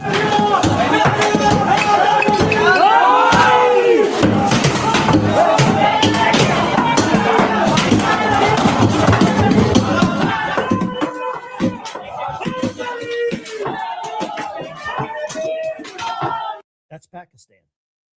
We got more Pakistan. Let's go. Pakistan's getting a little out of hand. I'm sure the Democrat Party will be recruiting protesters from Pakistan. Take you to Karachi. These are the latest pictures from the port city in Pakistan, where clashes are underway with police after hundreds of protesters stormed the US consulate there in Karachi. It's turned violent. Just a few moments ago, we saw pictures of protesters throwing stones at the police on the ground there. These are the latest pictures that the cameraman keeps having to move away when the protesters get closer. But the authorities are saying that at least 6 people have been killed in those clashes, and they're also talking about at least 8 people wounded. Yeah, absolutely. These are live pictures that we've got now for you, which shows that the situation in Karachi remains very tense and volatile. You can see volleys of tear gas dispersal agents being fired by the police to try and clear these crowds who have, the reporting suggests, tried to storm the US consulate in Pakistan. The reporting from the AP says 6 have been killed as Shiites stormed the US consulate. Of course, the Ayatollah Ali Khamenei of Iran was a Shiite leader for the 90 million Iranian citizens, and the Shiite religious sect of Islam, approximates to about 200 to 250 Muslims around the world, significant populations in Iran, of course, Iraq, Azerbaijan, as well as we're seeing here in Pakistan, Bahrain, and other nations. This will be in response, of course, to the killing of the Ayatollah, and will lead to concern from many. Somebody said mostly peaceful. Does this look like a mostly peaceful protest? I mean, it looks like Minneapolis, looks like Portland. Is this Portland? I believe it looks like Portland. Let's go here. Let's grab some calls, man. This is crazy. No. Delete that. Don't send me pictures like that. Don't ever send me pictures like that. Cincinnati police said around 3:30 a.m., no suspect description has been released. The mayor sounds Muslim in Cincinnati. Of course he is. Of course he is. Lines are open, 615-475-7864. Give me a call. Boy, oh boy. Somebody said they are going nuts in California. Are they going nuts in California? Boy, where does this end? Where does this end? Just in shooting Austin Barr, Khomeini's last tweet. Trump will go down in history books by annihilating the rat. I agree with that. I want to see what we can find over here about this. Let's go. Let's see if we can find anything about Cincinnati shooting. What does this say? Austin shooter was from Senegal, had a Quran and dressed in Islamic garb. Who would have guessed? This is Cincinnati right here. Well, breaking this morning out of the East End, a mass shooting during an event at an East End music venue. We have team coverage for you this morning that have been on top of it overnight. WCPO 9 News reporter Jay Shakur is on Kellogg Avenue, Marlena Lang at UC Hospital. First, though, we do want to start with Jay. Can you kind of walk us through, Jay, what you know so far? We know that you've been on scene there for quite some time talking to police. What do we know at this hour? Lauren, those 9 people that were shot, we're told, do have non-life. Look at his last name. Can you make this up? Look at his last name. Threatening injuries. It happened here at this venue, Riverfront Live. I'll step out of the way so you can see what's left here of this scene. Not much compared to what we saw earlier. I asked that they show that video, what we saw when we first got here.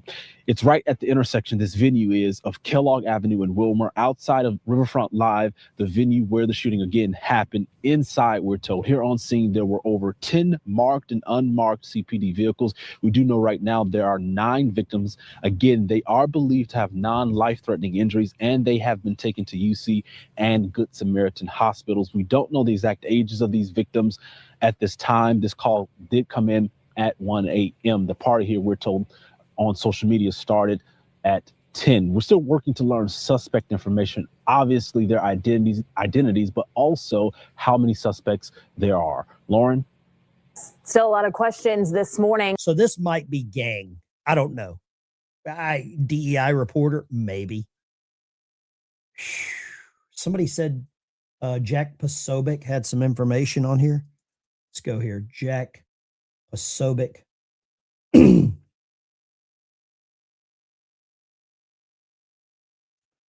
Austin Barr shooter was reportedly from Senegal, had a Quran in his car, had clothing described as Islamic garb. Okay, let's go here. Let's see this. Austin Barr shooter, possibly motivated by Iran attacks, Quran found in car as FBI eyes terrorism after 2 killed. Thank you for sending this information. Whoever sent that, whoever said that, whoever said that. Thank you. Why can't we get a name? Here we go. The killer, who is alleged citizen, or who is a citizen from Senegal, Quran, University of Texas, Austin campus. Somebody said that, so they know who it is and we can't get a name. He has a history of arrests in Texas, believed to have lived in New York City from 2000 to 2008. He left, obviously, because New York was too expensive. Large SUV was spotted. Why can't we get a name? This is disgusting that the news media operates like this. Lines are open, 615-475-7864. We are in the throes of a battle here in the United States. We are in the actual throes of a battle because it doesn't fit the narrative. Elf, I think you're right. Elf, I think you're right.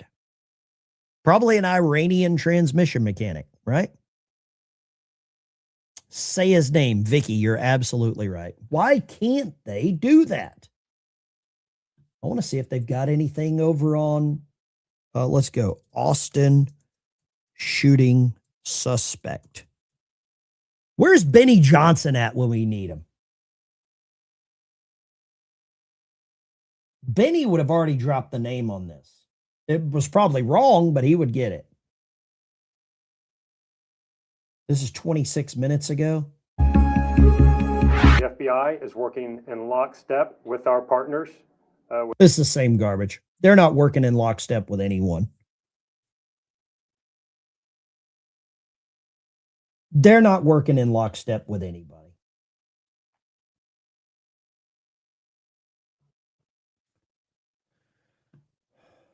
Good morning. We just received a briefing from Basis. Good morning. We just received a briefing from APD Chief Lisa Davis, Mayor Kirk Watson, and Austin EMS. We are told that 3 people are dead at this hour, including the shooting suspect. Now, APD says this incident started as a call for a male shooting at Buford's Bar on West 6th Street this morning. Now, when officers arrived on scene, they were faced with that suspect with a gun. 3 officers opened fire, killing that suspect. Now, 3 people were pronounced dead on the scene again, including that suspect. 17 patients were on scene, 14 have been transported to the hospital, and 3 are in critical condition at this hour. Now, APD says they are working with federal partners on this, and they plan to be out here for several more hours. So you just give us the name. Okay, chick? Just give us the damn name. That's what I want. I want to know who the hell it was. I don't need some blonde chick standing there with her phone telling me some BS. Okay? That's not what I want. That's not news. She's reading a script. I saw that comment. You're absolutely right. Somebody said Saul Villa. I can't find that anywhere. Let's go here. Line 2. Yeah, Ben, don't they need to notify the family even though he is a suspect? I don't know. If it was a white guy, I mean, I know it don't. Would they do that? Would they play by the rules if it was a white Christian conservative? No, they sure would not. Then there's my answer. There's my answer. Give me another call. Line them up. If they don't play by the rules for people that look like me or you, why do they play by these special set of rules for everyone else? Gosh, this chap's my booty. Violent clashes in Pakistan outside the U.S. consulate in Karachi today. At least 6 people were killed, dozens wounded, we're told. And the protesters reportedly belong to the same sect of Islam as Iran. They were not able to breach the consulate itself, but that incident, of course, highlights the heightened level of concern for American interests around the world since Operation Epic Fury began.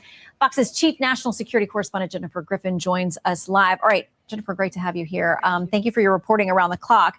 I want to read something from National Review, which makes this point about Iran's attacks in the region. You know, Andy McCarthy writes saying Iran's already blundered. Its retaliatory strikes included attempted simultaneous strikes against Gulf and other Middle Eastern states that had sought to remain neutral. Saudi Arabia, the UAE, Bahrain, Qatar, Kuwait, and Jordan. The effect is to push the regimes in these countries into alliance with each other. What do you make of that? Well, it's very interesting. The Gulf Coordination Council is having an emergency meeting today about this very issue. I think the Iranians did blunder in the sense that Saudi Arabia, UAE, and others had said their airspace couldn't be used by U.S. and Israeli forces for offensive strikes. But as soon as they were attacked... I'm not listening to her. She's annoying. Line 3. Go right ahead. Hi, Ben. This is Fran from Michigan. Yes, ma'am. And I just wanted to say on your little circular thing you have about the mass shootings, you forgot, or they forgot to put in there that as soon as one of those happens, everybody starts screaming gun control. Well, this was written in 2017, but I think you're right. I think that's where Congress does nothing. I think that's where they want Congress to ban all guns because the guns are the problems, not the people. I think that falls under the Congress thing, right? Yeah, I agree. You know, they'll be out there screaming about this too. You know, they have nothing better to do. Thank you for your call. I appreciate you. Sure thing. Love you, Ben. Bye. Let's see. Somebody said JMF sent the name. Arthur, JMF's 464. I can't see this. This stuff is, I can't keep up with the chat. It's crazy. Sent you an email with the shooters. Oh, sent me an email. Okay. Let's, thank you so much there. Appreciate you. Let me pull this up. Let's pull this up. No, that's not it. That's, man, I got like 38 emails. The picture message. Okay. The guy who did the shooting. Okay, let me pull this up over here. I don't know if I can actually. Let me see. Let's go here. I'll try to pull this up right here.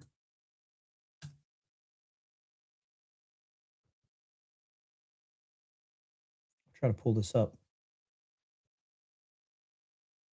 All right, let's go right here. Saul, let's see, Travis County District Court. Allegedly, let's see, Texas DA under scrutiny for freeing career criminal accused of murder. I don't know if that's the actual name, though. I don't see the name. It's a 2-minute, 40-second clip. I can't pull that up. Okay. Let's see here. I don't see the actual info there. Anyway, thank you very much. It was on Fox. Okay, let's go here. Let's see what we've got live now from Fox. Video.